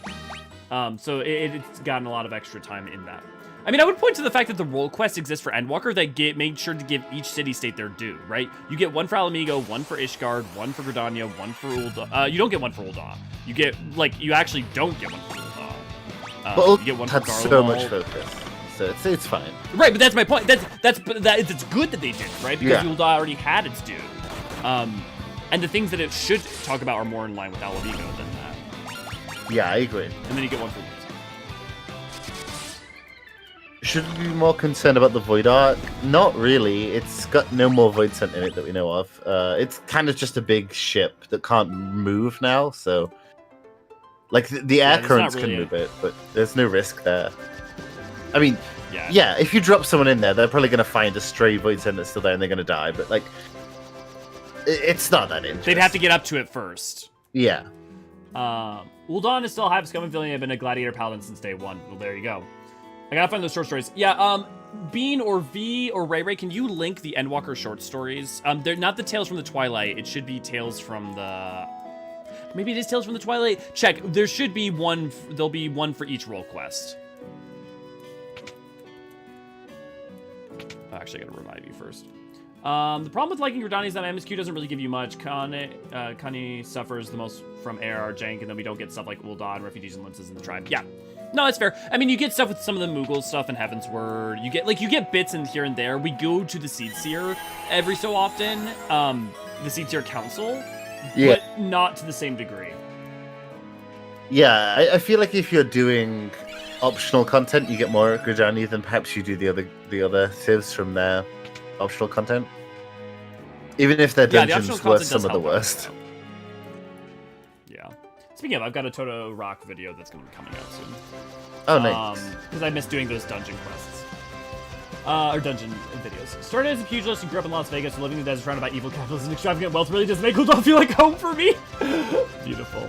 like close relationship with Ishgard because we're basically a co-founder of Ishgard. Yeah, the Republic. You should make a video on the short stories where you play out the story. So Kigu, I have been doing that. So we currently are in the middle of making more of them, but I've done a bunch of the ones for Endwalker. The role quest one, we're bit by bit going through all of them and getting them all done. I have the first one from ARR, the Merlib one, where Victory leads. Victory and Glory leads. Anyways, and then we have a bunch of the Endwalker done other than the latest one. But we don't have the role quest one, so I gotta do those. I think those are Tales from Twilight. Picture coins played Twiddlywinks on our heads. Wait, is Twiddlywinks an actual thing? Yes. Oh, V did an X face. Any reason? I started with Uldam, I started playing 14. Oh, is it probably because we're talking about sand, because V hates the fucking desert. I started Uldam when I started playing 14 as Gladiator and made 2 other characters, experienced the subtle differences between the cities. Ul'dah was my favorite. Yeah, I personally started in Ul'dah. Like, that's my favorite too. But your mileage may vary. Paladin Role Quest is my favorite college. I don't know which one that is. Question should be more connected. No, okay, we're talking that. Imagine if FF games had permadeath. I mean, they used to have, like, you mean permadeath of a single character? That just doesn't, a permadeath doesn't work in a game unless you have a way to, like, refill your characters. Because otherwise it's just, like, it's not, you're just making, there's no, you basically are only just saying that you have to save scum. Because otherwise, you're just permanently handicapping yourself. You know? The only reason it works in Fire Emblem is because they have a small cast within the cast that can't die or you fail, so you basically have to just redo if one of them dies. So you'll always have some. Well, and that's why I didn't like old. That's why I didn't like old Fire Emblem too, is because it just made me say like, okay, if someone dies, I have to save scum. Yeah, I always say. Well, I always play on non-permadeath in Fire Emblem. Why would I want my characters to die instead of experiencing them? And the thing is I still play in a way where I don't let characters die, so like it's not that it's a big deal, but not having to stress about it. Oh, I don't. And like not have to like. I'm bad. You know, like okay, if you just berserk it. Yeah. Glorious. Oh, I did when you killed me. I'm sorry. I'm sorry I killed you, V. I don't know. I could not control my muscles. Tales from the Dawn. Thank you, Bean. Or thank you, V. And then Bean got all the Lodestone stories. Yeah, I definitely recommend to check those out if you haven't. Or also, if V or Bean, if you could link some of the short stories videos, if people want to watch those. Hell yeah, I'm gonna save scum. I might as well play without permadeath. Yeah. Yeah, you may as well. Like if I lost like 4 people in a battle, I would restart it just because I would want to do better. But if I did it if I like lost one person at the very, very end of like an hour-long battle, I'm like, okay, cool. Then I don't have to worry about it. It's fine. You know. Right. It's so boring. Much more enjoyable. Yeah. It's just not fun gameplay.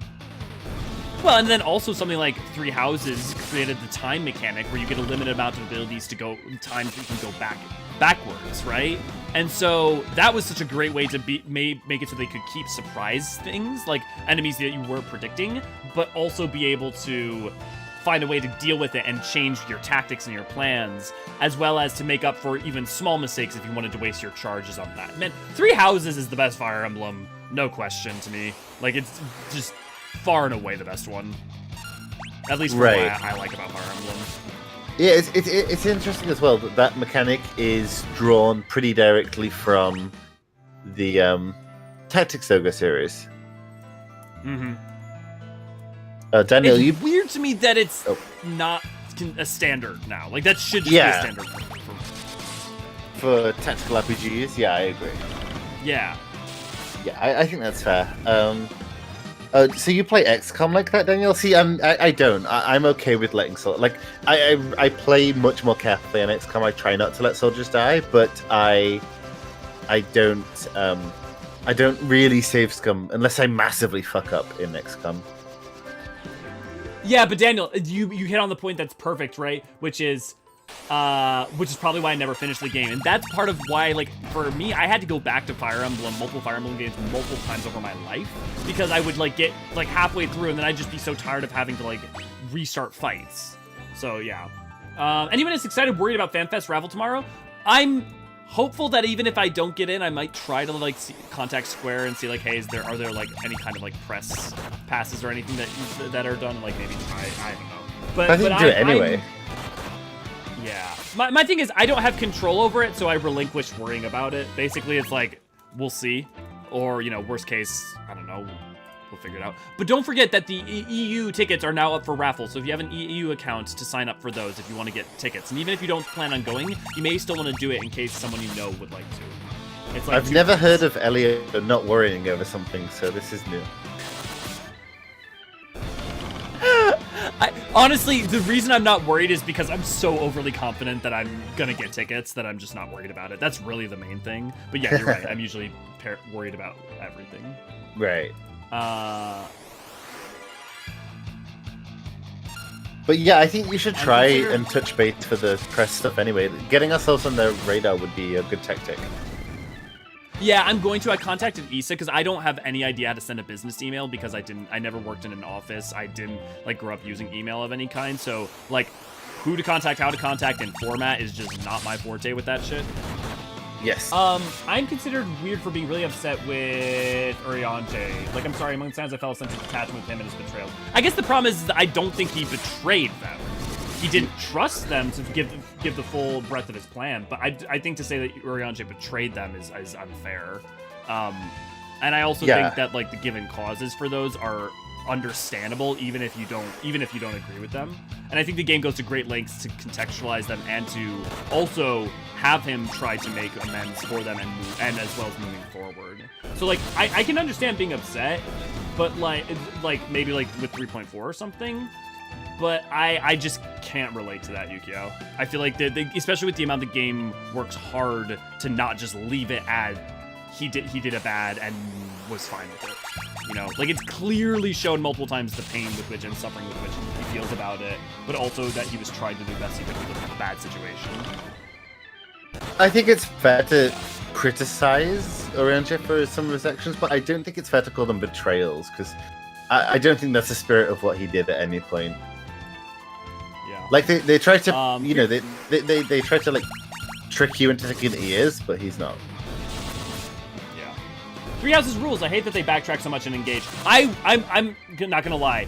After 3000, I'm like, they're gonna backtrack. I just know it, and I hope I'm wrong, but I know it. And then Engage came out, and the more that came out about Engage, I'm like, I'm not saying Engage is bad, but for all the things I wanted out of Fire Emblem and what I enjoy about Fire Emblem, Engage decided to do the exact opposite things. More anime, more fan service, undo the mechanical advancements of the things that I enjoyed, as well as their characterizations. It's like, I'm sure people love it, and I'm glad for them. And it's not that I'm like even upset. I'm like, I'm good with Three Houses. I can go, if I ever want to really play Fire Emblem again, I'm good replaying Three Houses at this point. But I can't help but feel a little bit like, but you did so good. Why? Yeah, Engage is just, I'm just not interested in it, to be honest. But see, Cookie and Sour, that's not fair, because he's like literally there's 2 times where that's happened, and there's also been other points other people have obfuscated true from that. From that standpoint, you should feel the same about Grahatina. And I'd also point out that one time was him just really trying to do something to save an entire world and struggled with that. And then on the other time was doing something that was requested of him by someone and trusting in them. And then after that, they also spend great time with Endwalker going through the complicated feelings about that. So just saying that he's a liar or that he just expects him to lie, I don't think it's deeply unfair to the character that's given in the game. Yep. You should do that anyways. Shouts about it. I'll be constantly checking my email tomorrow. Hubris. I actually meant to save restart rather than save scum. Every single time that I hear the word hubris, I am brought back to the opening cutscene of Dragon Age Origins. Also, just to be really clear, I have a profound love and not just like the standing for Eorzean, but like there's a lot to which I like personally connect with Eorzean on. So like my defense of him comes from partially like that standpoint, but also that I feel very strongly that there's a lot of warranted criticism for Eorzean, but I feel like a lot of that gets lumped in with a complete dismissal of him, and in a way that I think that I will defend. Eorzean feels kind of like he's on the autism spectrum, but as someone on the spectrum, maybe it's not seeing things out there. Yeah, I think there's definitely, I don't know how much there's an intentional coding there, but there's definitely definitely some of that. Even like some of the conversations you have in Endwalker, right? About the way in which he uses elevated language about why he recedes into it. Me and you have I trust discussed Eorzean this in our in End Talkers actually, Talkers. and we've had comments sort of affirming that as well. Yeah. I trust Eorzean. He always has our best interest in mind, even if sometimes he has to lie. Yeah. I would also point out that, like, really only the one time in 3.4 it's lies by omission, and in 5.0 it's lying for the Exarch. You know, so again, like you would have to hold that same criticism for the Exarch. I stopped playing Fire Emblem after the 3DS games, Echoes being my favorite. Well, Tillier, I will say, you should check out Three Houses. It's awesome. Like, as someone who has played all the Fire Emblems, but can't say I'm a huge fan of them, Three Houses was the first one I was like, this is, I really like this. But then again, if you really liked Fates and like Echoes, and that maybe you won't like it as much because I didn't. I loved Awakening a lot, and I loved, I liked Fates, but it's a very flawed game. I'd also point out that like Eorzean in Endwalker specifically, like talks about finding a better way, you know, and like that's part of what Endwalker is about as a whole, right? And wanting to do that for the future. So like I would suggest that there's not a lot of reason to think anything like 3.4 or 5.0 would happen again.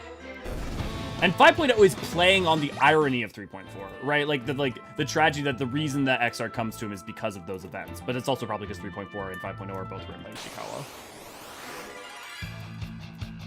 Yeah. It might just be that a lot of social awkward behaviors seem autistic even when they're not. Yeah, and I think that's the thing is like his social awkwardness, his inability, struggle to connect, his like hyper fascination with specific subjects and categories. I think those are things that can just be normal people stuff. But there's also a general like connotation of that being somewhat coded towards people on the spectrum. So I don't know if he's supposed to be coded as on the spectrum at all, but I definitely think that there's a lot there that people on the spectrum would find kinship with, you know? I wouldn't be surprised if even if it wasn't intentional, they start to build it into something that might be. Yeah. How do I clear up my eyes? Oh, you know what? Echo herbs. That's what we need. Yes, Echo herbs. Let's go buy some echo. Have we got some? Yes, but we only have one. Oh. Okay. So someone pointed out something really interesting, and I can't remember who, but I can't. I think it might have even just been a random comment, but I was recently like, you know, why did they just throw those balloons in the cash shop for 14, right? And I'm like, you know, like that seems, you know, weird timing, not specific, and like you can be like, oh, it's just, you know, grub like wanting money or whatever. But let's set that aside, like, why? And then I realized the balloons came out in the shop about 2 weeks after Forspoken came out and was a flop. It seemed to be a commercial flop. So it may be literally that the balloon mount in 14 was supposed to make up for some of the financial flop of Forspoken. That's I mean, my god. It's total conspiracy theory, right? Oh no, eye drops. That's what's for the. But like the dialogue in that game was pretty bad. I didn't play it, so I'll refrain from commenting on it. But I can say that like it does seem to have been considered a financial drop by Square. So yeah, Square's. Yeah, I mean to go play through. I love Square very much, but they are slightly inconsistent with they do release a few flops, and then of course a lot of the games are really really good, which makes up for it. So. Well, I mean, it's the problem of like, you know, Luminous isn't Business Studio 3, right? Like the thing is they're effectively two different developers under one house, right? And so it's not, you know, Square's not Square. That's true. And I suppose that's true of any significantly large game dev studio. I wouldn't say all Charlene. I think they're just Charlene stuff, because did I miss something? Because most all Charlene's kind of do that. I'm not sure if you mean like the Charlene like antisocial behavior. Yeah. Then like that's fair. That's partly just also a general trope with academics, right? Yeah, it is, and it's also a truth of academics. And here I was thinking I was referencing the Chinese spy balloon. Oh my god, that would be hilarious, Des, if that was why they put it. That would be so stupid. That would be interesting, that's for sure. Even if he hasn't coded in being on the spectrum, at least he's coded on being on my spectrum. There's your one clap, Atelier. Have you ever played Bravely Default? I have. Did you play the second one? I did not. And do you mean Bravely Default 2 or Bravely 2nd? Bravely Because that's Default not 2. confusing. I did not. I'm kind of interested in trying it. I mean, I'd definitely be interested in playing that. Like, honestly, the reason I didn't is that Bravely Default, like, and its sequels are kind of like with Octopath Traveler, where they're taking, like, the early, like, Famicom SNES turn-based combat and evolving on that style, right? But turn-based isn't my favorite, so I tend to not be super interested in classical RPGs, even modern ones that are, like, refining the style for modern context. Okay, So, like, it's not that I, like, have no interest whatsoever, but it's just they usually tend to be low priority. right, okay.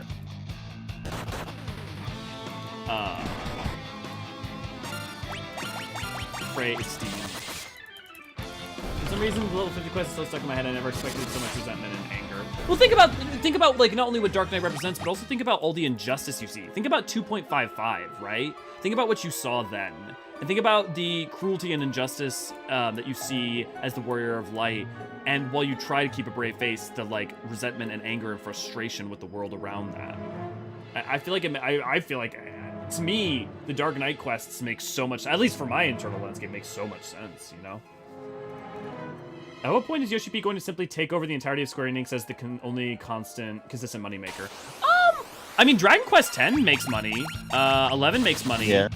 16's gonna make money, but that's Yoshi P. Life is Strange makes money. Yeah, but that's their American branches, and they don't really care about those. And also, that doesn't make enough money in their opinion. Okay. But that's because literally nothing the American companies, like Eidos didn't make enough money for them. Fair. Square Enix games. Legend of Mana. Octopath Traveler. Nier. Nier, yeah. Theater Rhythm. I mean, like a lot of the Final Fantasy stuff does. Harvestella did pretty good. I think Yoshi P taking over everything would be very bad for 14. I don't think that's what you want to do.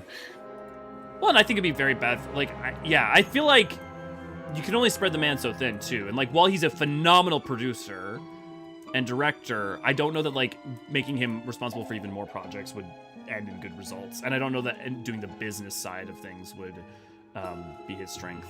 Ooh, we got some story. One moment. I am Sarah, Princess of Sasune. Your Highness, what are you doing here? I'm here to save my subjects, but I fear I cannot find a clear path through the monsters. Thankfully, my mithril ring spared me from the Jin's curse. Nevertheless, these caves are dangerous, Your Highness. You should return to the castle. I will not. I'll forge ahead, alone, if I have to. I wonder if... I'm gonna keep paying attention to see if that repeats, because... Endwalker and all that jazz. Okay.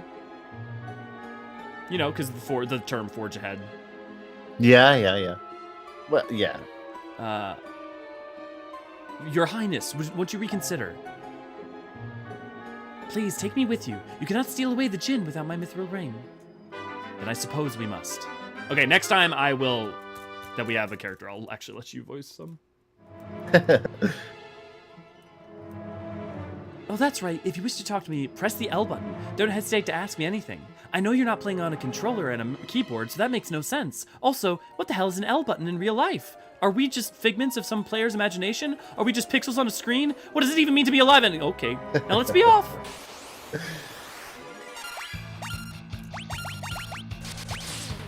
I don't mind cash up things so much. I get that 14 team needs to be appraised. They're executive, so long as it doesn't affect the main game, I'm fine. Yeah, I'm with you, Daniel. My thing is, I wish the mounts were like half the price, but other than that, I totally am with you. Beyond that, I also know the fact that 14's cash shop is used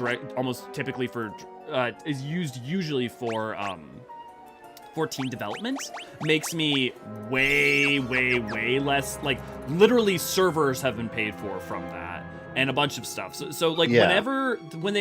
My only thing is I wish they would even more explicitly make clear where that money goes for 14 development, because then I would feel like even better about like, just like, yeah, I don't mind. Yeah, at least it's not going to Activision's pockets, hey? I'm playing Octopath Traveler 2 right now, and it's so awesome. Good. I'm good. I hear good things from it, and I've also, like, anyone who likes that style of game has been loving it. I have Bravely 2. It's interesting, but I've never finished it. Yeah, is it kind of just more of the same? I've heard it's better. I've been tempted into playing Octopath 2. I haven't gotten around to it though. Yeah, they're all kind of socially aloof, conceal information out of habit, that stuff. I don't know. I feel like Charlene shares a lot of his information. They've been isolationists specifically because of the reasons that we understand in Endwalker, but they've actually been very open with information. Yeah, they may not be, welcoming others into their borders, but they're sometimes a little too evangelical with their information. Yeah, I don't hold against them as a player, but my main is Bumpkin, and they wish their friends would just be honest. But I feel like your friends are mostly honest, right? There's only a couple occasions when they're not, and they're under very specific duress and context. Yeah, and we're adults here. You can't always expect 100% honesty from people. Like, that's just part of life. Yeah, but I think it's fair to be like, okay, but I want my friends not to be 50-50, right? I just would say that I don't think they are. Yeah. And that. So Yukio, Frey is supposed to be our ego, but it's also worth noting that you're playing through a class quest of a class that is specifically an anti-establishment, pseudo-anti-establishment punishment class. You're punishing people who hurt other people. Like, that's the idea of the class. That's the sentiment in the job. Your darkness, is use of your righteous indignation and fury, right? He is a manifestation of that specific side of you, not just of your general personality. Yeah. Yeah. And this is only if you use id, ego, and super ego as direct one-to-one applicable things, which I don't even know the level to which you can fully even argue that. I mean, dark is id, arbor is ego, misses or super ego. I mean, I think, there's an extent to which you can say that. Yeah. I think you're trying to. I finished. Yeah, maybe. I think you're trying to fit square pegs into round holes there a little bit, though. Yeah, I would just say don't use that framework because it's a bad framework for talking about this, basically. Yeah, it would need to be developed with that in mind, or be more evident for you to use that. I think it'd be well evidenced. Fuck, man, it'd be like trying to use Foucauldian archetypes. The Jinn! Stand back, I will use my ring to banish the Jinn. That just looks like a monk. It does. Nothing happened. You do the Jinn. You think that silly trinket will stop me now? I've joined forces with the darkness, and together we're unstoppable. There's a little guy on his shoulder that said the darkness when he said it. I was thinking about Mickey during Kingdom Hearts. Oh, fair. Oh, okay. The darkness. Feels mildly racist. The darkness. Yeah, we could go Jungian Jelly, but we don't want to go Jungian. Yeah, that I was making a joke about Jungian archetypes. I was not being serious. I mean, we can have sex with our patients as well, but none of us want to do that. Neri calling out. I should probably put you guys in the back line, shouldn't I? Oh, yeah. I like his cool sword, though. It is a cool sword. Oh, wait, hey, listen to this music. This also gets used. Does it? Where does it get used? Tell me. In Crystal Tower. Oh. Oh yes, it does. I recognize this refrain now. Oh, good. Yeah, I saw someone say that Uematsu kind of feels like he hit his stride with this game. I have to agree so far. Yeah, I guess hitting the stride, because I think 4, 5, and 6 are definitely. It's interesting. Yeah, that's tough. That's where he starts to really hit it. Yeah, I think that definitely. I was just thinking about how good some of his later stuff is, but no, I think if you think about this is the real beginning of his saunter through his musical wonders. I agree. Because he doesn't really have a miss after this. No, I wouldn't say so. Did you do the music for 12? No, for 11. Sorry. He did I want to say a lot of it. He did at least a good chunk. I know quite a few of the songs are by him. I don't know if all of them. Okay, because I haven't listened to much music from that game, so I can't speak on if it's a great benefit or not. Now, Sarah, while the Jinn is weakened, use your ring. Wind, water, earth, fire, and heart. That's such an American thing. I only know it through Rick and Morty. Sarah raised the ring up at high.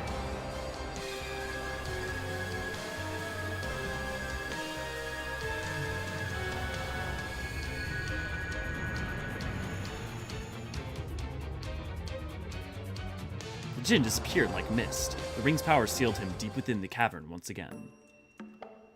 Thank you so much. I would never have been able to seal away the djinn without your help. All that remains is to cast this ring into the wellspring in Castle Saucene, and the djinn's curse will be lifted. For now, I'll use the ring's power to warp us back to the castle. See, okay, there's just a lot of small quality of life things that the ring's doing also. Yeah, that's fair. I agree. It feels so much more interested in your time. Yeah. Princess Sarah threw the ring in the wellspring.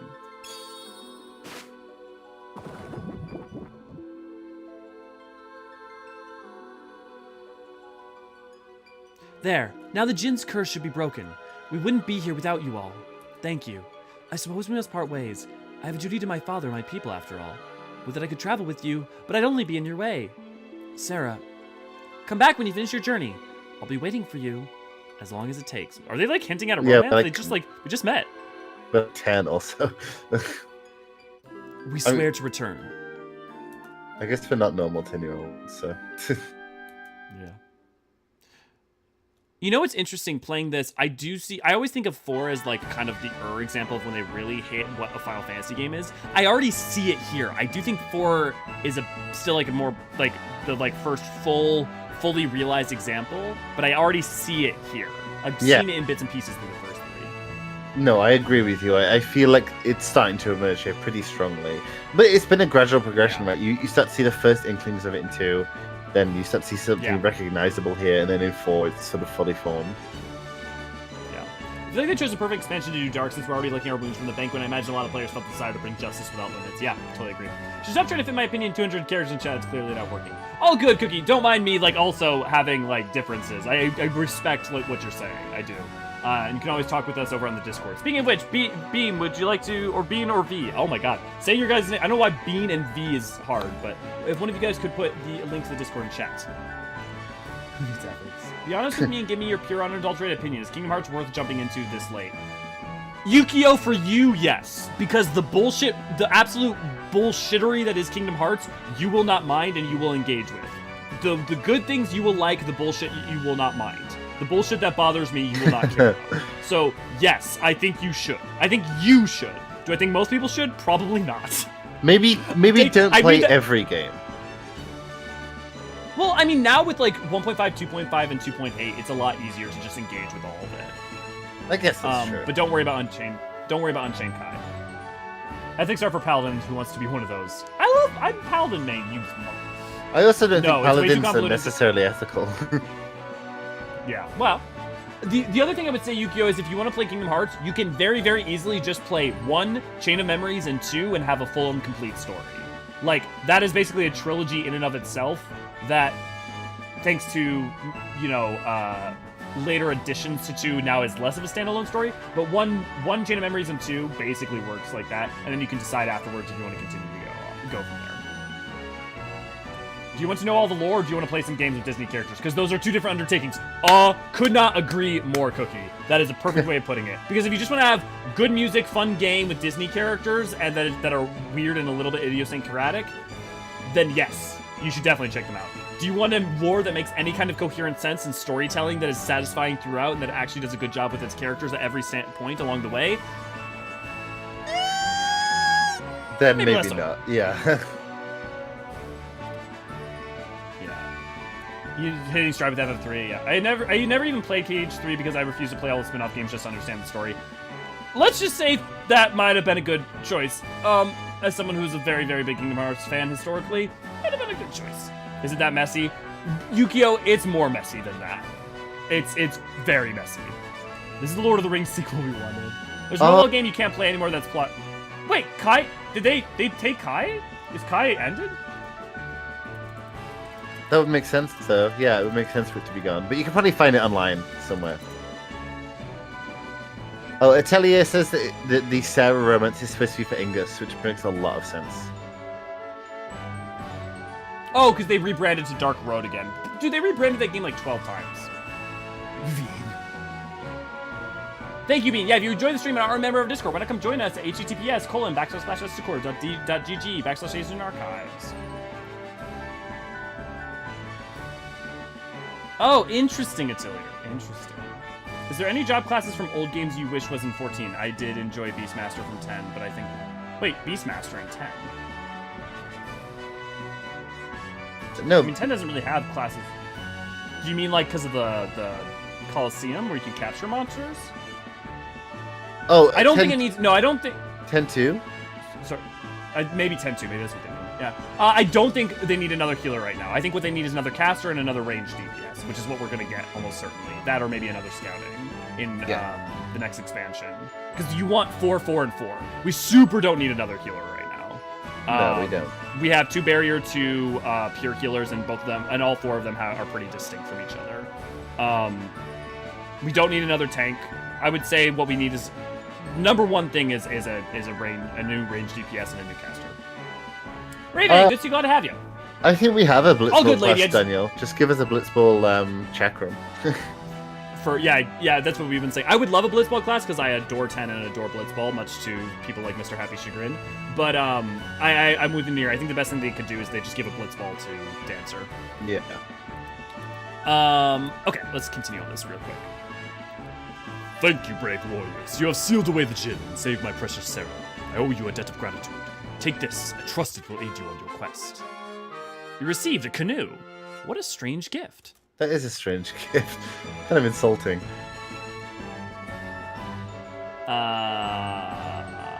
My hope is that they're going to introduce Blitzball in 7.0 in some way because it's like a traditional Mericidian game, or maybe when we go to the new world, they'll introduce it then. Oh, Beastmaster in 11. I don't think we're going to get Onmyoji, Yuki. I think we're going to get Geomancer, which will include elements of that class. I think we definitely get Geomancer or something that's Shugendo adjacent, so something like Onmyoji or related to it. But what with the Gosetsu stuff, I think there's more like the general Shugendo practices. What I would look to. But I think, look, I know I've been on this train for fucking forever, but with the amount that Geomancy is important to multiple things and been brought up in every expansion, and why it would make sense both if we were dealing with things in Othard or Hingashi or potentially in Mericidia, and we need a new one of the new jobs is going to be a caster, it just kind of makes sense. It's not guaranteed, but it just kind of makes sense. Yeah, it makes a hell of a lot of sense, definitely. Oh, where's Purple? Oh yeah. Ooh, who the hell is this guy? Oh, Sid. Oh, it's Sid. You want to do Sid's voice? I'll do Sid. He's like a crotchety old guy here. Well done. I knew you could pull it off. I bet you're glad you had my airship, huh? I'm just happy it was used for a good cause. Mind if I ask another favor? Could you get me back to the missus in Canaan? Please? She's been waiting for a mighty long time. My brain read that as Kaled for a second, which would be very different. The missus is Melania.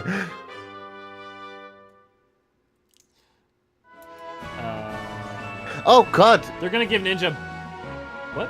Elden Ring DLC got confirmed. Yes! Shadow of the Earth Tree. Very exciting. Yeah. And one image that everyone spends so much time for. We'll talk about that in a second. But first, they're gonna give Ninja Buddy at some point. Yeah, another scouting job cookie. Yeah, that definitely. I think that's gonna happen eventually. Still holding out hope for Onmyoji, but that would demand a Hingashi expansion. I don't think... You would never see a Hingashi expansion. Hingashi is far too small. What you would see is Hingashi as either one map or like the B or A city. Like if we go to the new world, but instead of going for Limsa, we go from Hingashi onto the western coast, like across the Glass Ocean. That's one way you could do it. Give me Dress Spheres, Squeenix. Give me Dress Spheres. We can get like a map or two of Hingashi, yeah. I mean, soul crystals are just dress spheres. True. When you think about it. They're just... Yes, now we have black magic. Oh, hell yes. This is going to make our life easier. Can we multicast? Yes.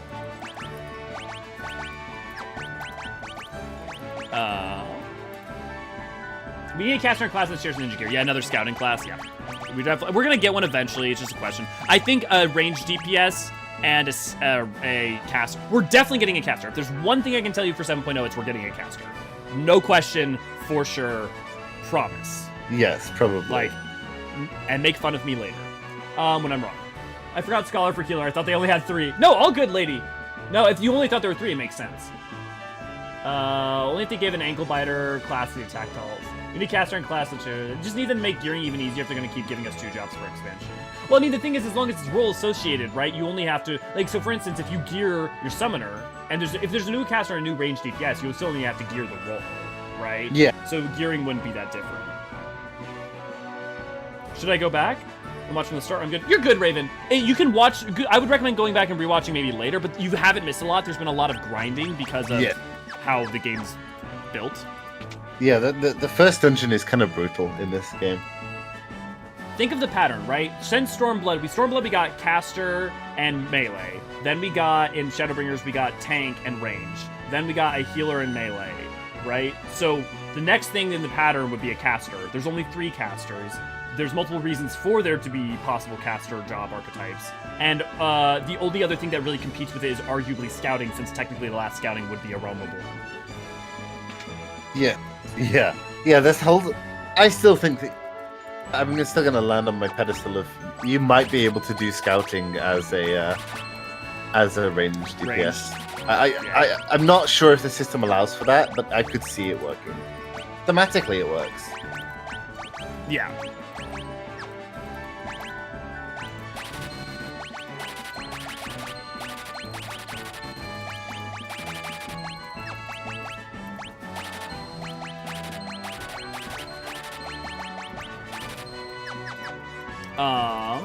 Okay, feeling sick, so I slept like a rock today. No worries.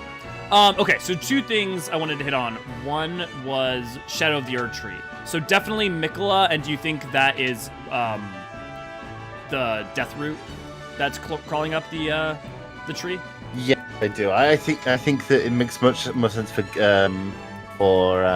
Godwin to be involved in a Mikola DLC, considering the ties between the two. So yeah, I definitely think that's the Godwin's Briars. My only thing that I find shocking is how conventional of a choice that would be for them. Oh, they'll twist it on us, like, for sure. Like, some people think it's Marika, not Mikola. Yeah, I don't think so. I think it's definitely Mikola, which I'm surprised by, but I definitely think it is. I think so as well. I wonder if maybe it's not even a literal thing. I wonder if it's like in Mikola's dreamscape. This is like a representation. I think it's going to be Mikola's... You think about all the dream stuff that was cut out, I think it's definitely going into Mikola's dreamscape of, like, and you think about going into the dragon's dreams and the going into, the dragon that's trapped in Godwin's dreams and stuff like that. I think it's going to be much more like that. Yeah, I think so as well. And I think that maybe that's why the tree isn't really literal per se, and that this isn't even going to be Mikola, it's going to be Saint Trina in so much as they can be differentiated. So one thing, I don't think Yu-Gi-Oh! They're going to make anything that is a continuation. They don't make the DLC require you to beat the game and be a New Game Plus. And second, Frenzy Flamed literally definitionally is about burning everything away and bringing all to ash so that there can be nothing left, so that all suffering is gone forever within the lands between. So, like, literally that image wouldn't make sense coming off of the Frenzy Flame. So it's not a very good ending. Yeah, well, I mean, it's a really interesting ending from a standpoint of, like, nihilism and seeing the 3 fingers juxtaposed against the 2 fingers and a breaking of self, of, like, the golden, the will, the will's unable to contend with, like, suffering. Yeah, breaking into 2 parts. Yeah, I do think it's interesting in a form. I just don't think it's a good ending. Like, I when I say I don't think it's a good ending, I mean it's a bad ending for the game. Because I think that is a bad thing. I mean, I agree. It's a bad thing. It's literally nihilism. It's literally nihilism incarnate of fuck it, everything is pain. Let us destroy everything so that nothing is left because all there is pain. Right, but you can do nihilism in a non-malevolent way, but obviously that's not what that is. Yeah, I think there's also a doing nihilism in a malevolent way is also... It is interesting also, yeah. How do we get out of here? Can we fly over the mountains? No. Oh. We're supposed to get a drill, I remember, to, like, break that. A drill? Let's talk to Sid. Let's see what he said. Mrs. is waiting for me and Caden. Gotta get back. Okay.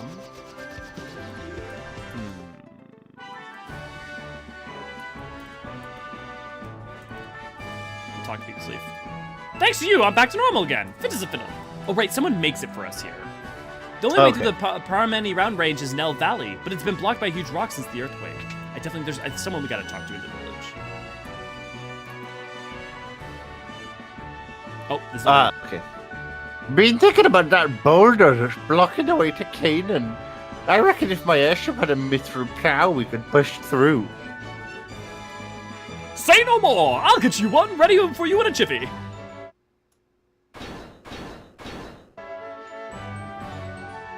That seems fast. All done! No need to thank me. You saved the town after all. This is to show our appreciation. Now take care out there. Wait, isn't there like a... Atelier, remind me, in the 3D version, isn't there like a whole side quest with his daughter and like that's a whole thing? All you. Let's give that bothersome boulder an old good-fashioned whooping. I love your Sid voice so much. I wonder what new ending this DLC will provide. I personally prefer Ronnie's ending. I really don't like Ronnie's ending because Ronnie's ending is, I know best, I'm going to remove your ability to have agency in the world in order to change anything, and I will remove myself and my order and the will from this plane, so that way no one can mess with it. See, that is not my read. That's so interesting. But like, even if she's well-intentioned, that is what she's doing. No, my read is that the Way of Stars is the original way. That's how it worked before. No, because she's just doing what the golden... No, because the original way was nothing. Was no outer god being up within the lands between, and the natural... Whatever the natural order of that world would have been. Like, she's still imparting her version of control upon the world. It is the age of stars and the moon, and her dark moon, right? It's still an outer deity. Yeah, but these things seem to have been pretty influential pre-Golden Order anyway.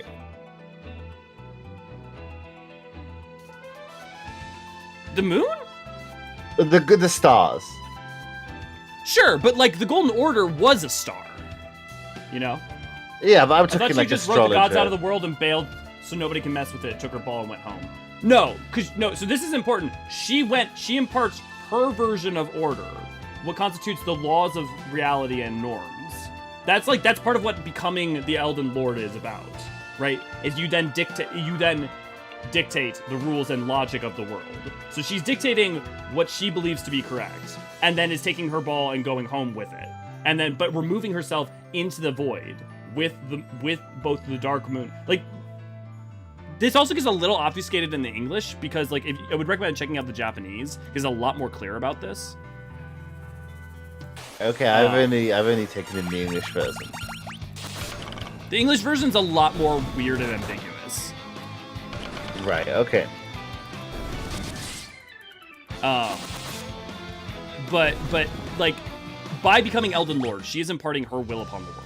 Like, that is her strategy. She does not like the Golden Order. She does not want to be a part of it. She did not like being an Imperium. That's why she killed herself. Killed her physical body. But she is still imparting how she chooses the world, she wants the world to be.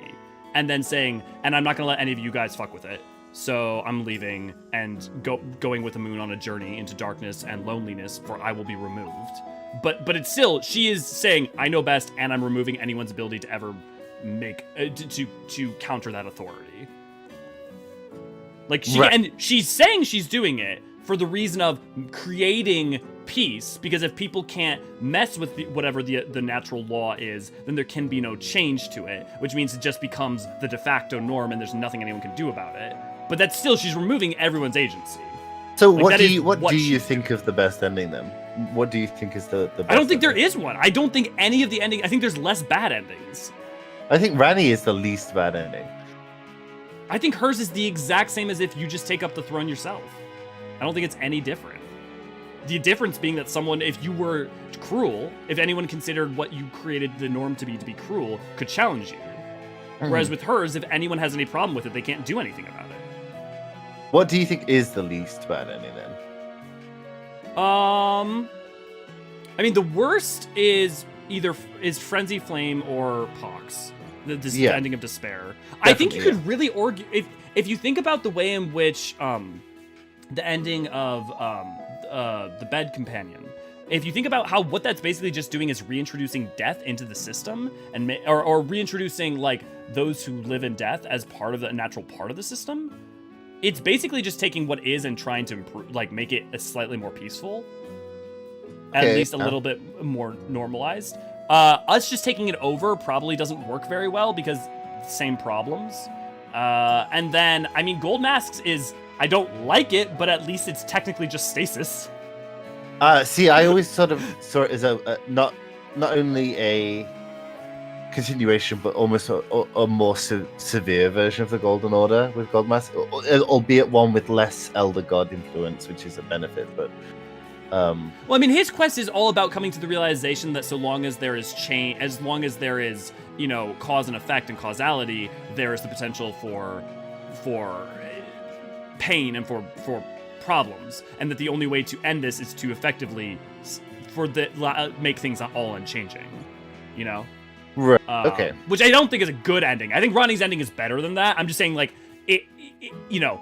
I think they're all of net. I think you can look at Ronnie's and say Ronnie's is the best, and I really, to be fair, can't fault you because there's not a lot of good ones.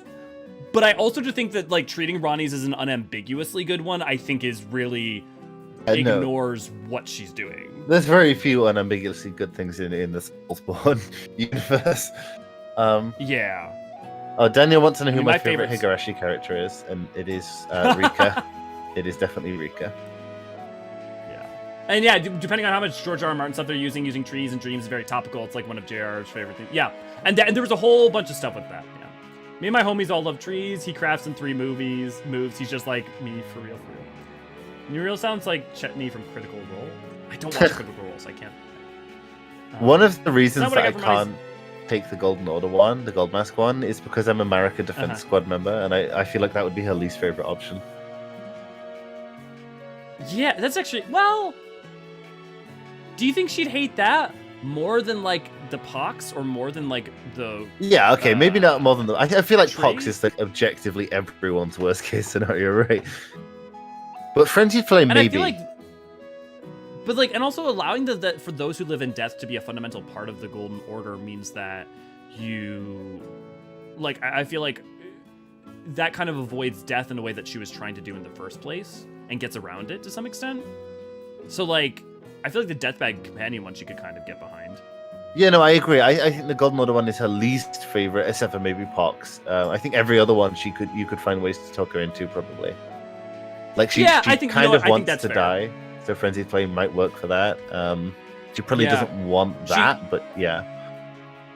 Yeah, as much as she didn't want Godwin's death, there's a lot of the way in which she tries to sabotage the greater will, and like Ronnie's ambitions kind of co-align in some ways. Oh, Miquella's ending is definitely an age of peace and acceptance, but in a flawed way, because of course it's Soulsborne. So probably control. Probably, you know, there's some mind control going on in there. Yeah. Hey, I really don't care about any of the good family stuff. So for me, it's either you take the throne or Frenzy Flame because chaos reigns. But I agree, Companion is the least bad. Yeah. If you don't care about the god. If you don't care about the demigods and the gods, I don't think the game's for you. Like the game lore is for you. Golden Order needs a tier 3 sub before we choose their ending for real. I'm glad all these spoilers are going over my head. I mean, honestly, they're really like Elden Ring's story. Like these are things that are given to you from the get-go for the most part. Like even the endings aren't really. It's not like a Mass Effect ending. It's not like a It's more just a characterization of the same thing that you're already experiencing. So it's not. Yeah.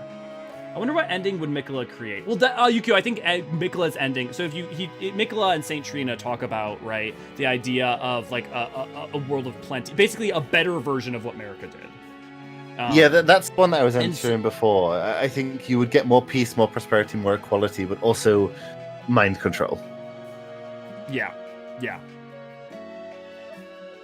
I would just say Souls games in general aren't talking more about the specifics of like when you fight bosses or like what someone looks like or the experience of certain things. I feel like is much more of a spoiler than talking about the broad lore, because the level to which you engage with that is always, and the level to which it's present is always kind of like there or not. Yes.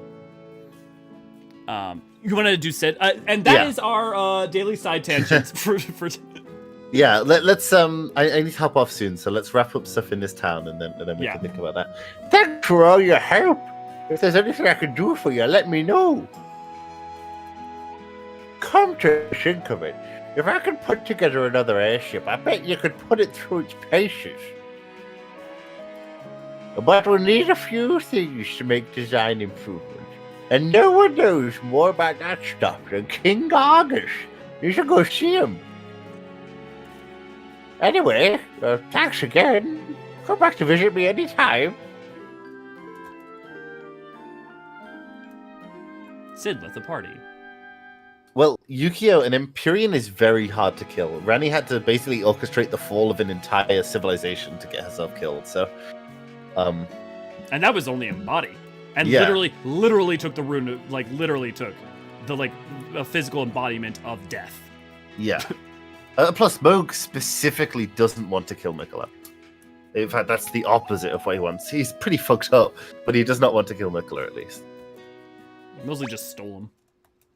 Yeah. Something I really like about Elden Ring is how you have this boss roster at the very start and turns out to actually represent your available endings. Yeah.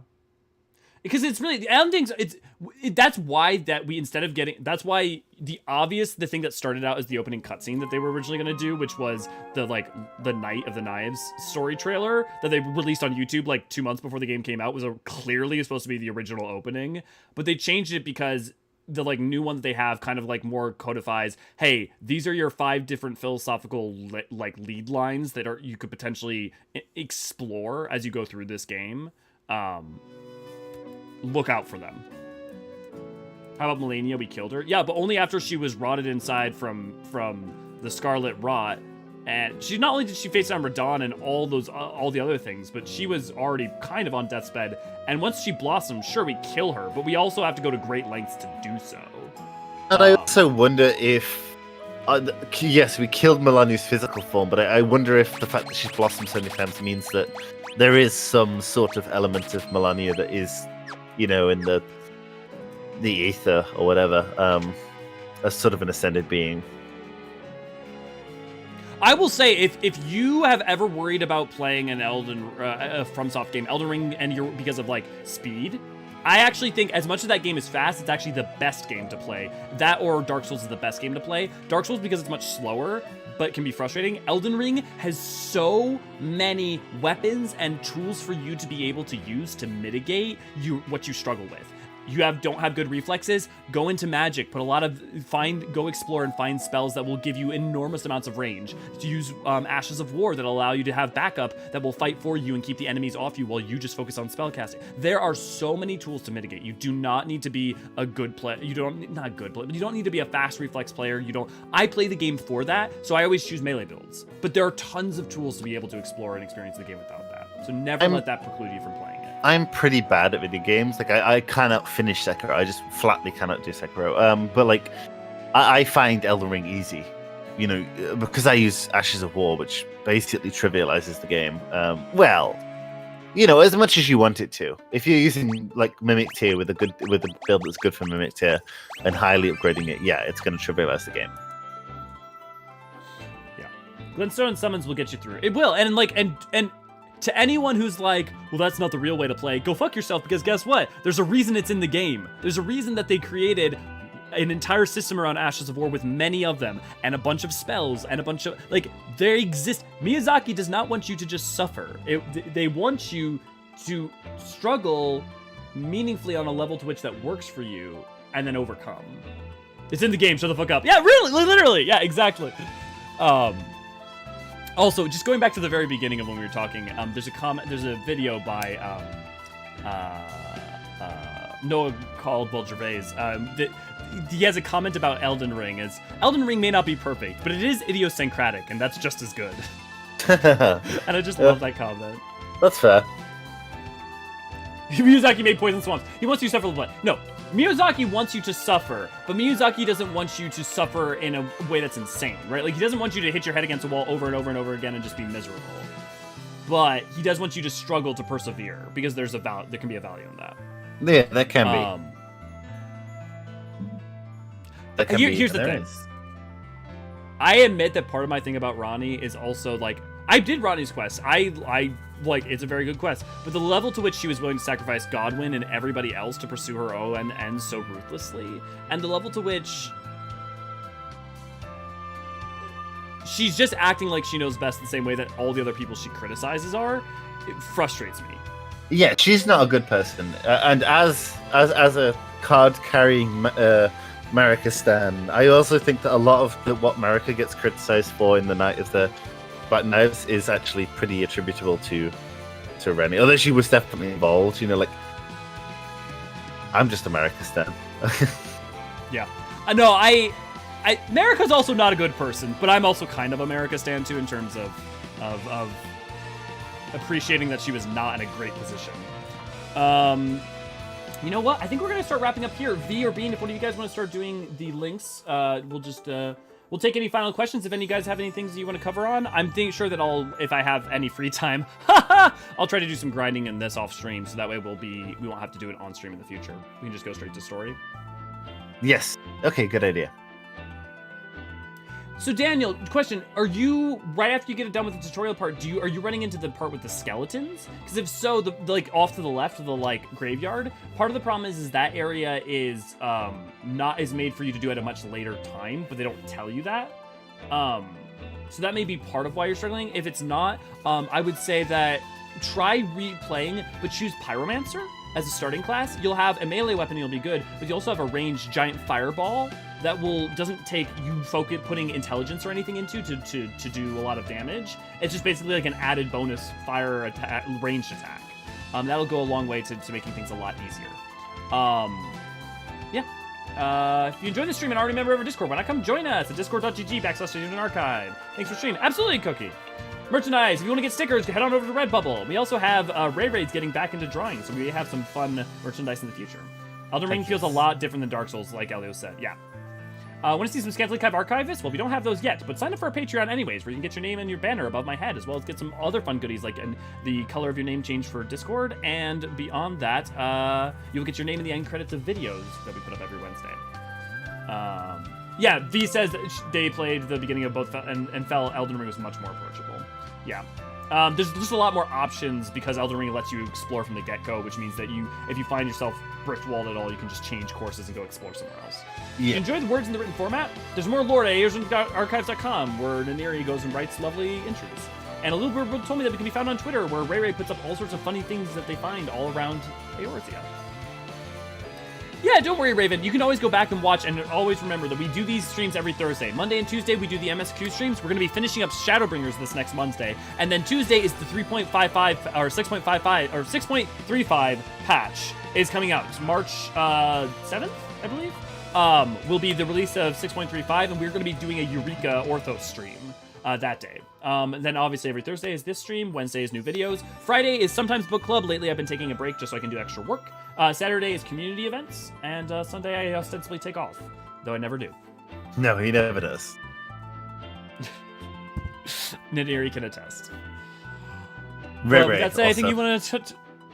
Yeah, Ray, yeah. Anything you want to touch on? Nadiri? Keep an eye out for more lore talks and more Endwalkers. We're getting back on our grind with those. Indeed. But yeah. This has been lovely, guys. It's been a really active day. It's been really appreciated hanging with you. I hope you all have a wonderful Thursday, whatever day it is for you currently, if it's later. But, yeah. Looking forward to hanging with you over in the Discord, doing stuff together, and doing more streams in the future. Heck yeah. So with that, I've been Elio Forceron. I've been Neri. And we will see you guys hopefully soon. Cheers.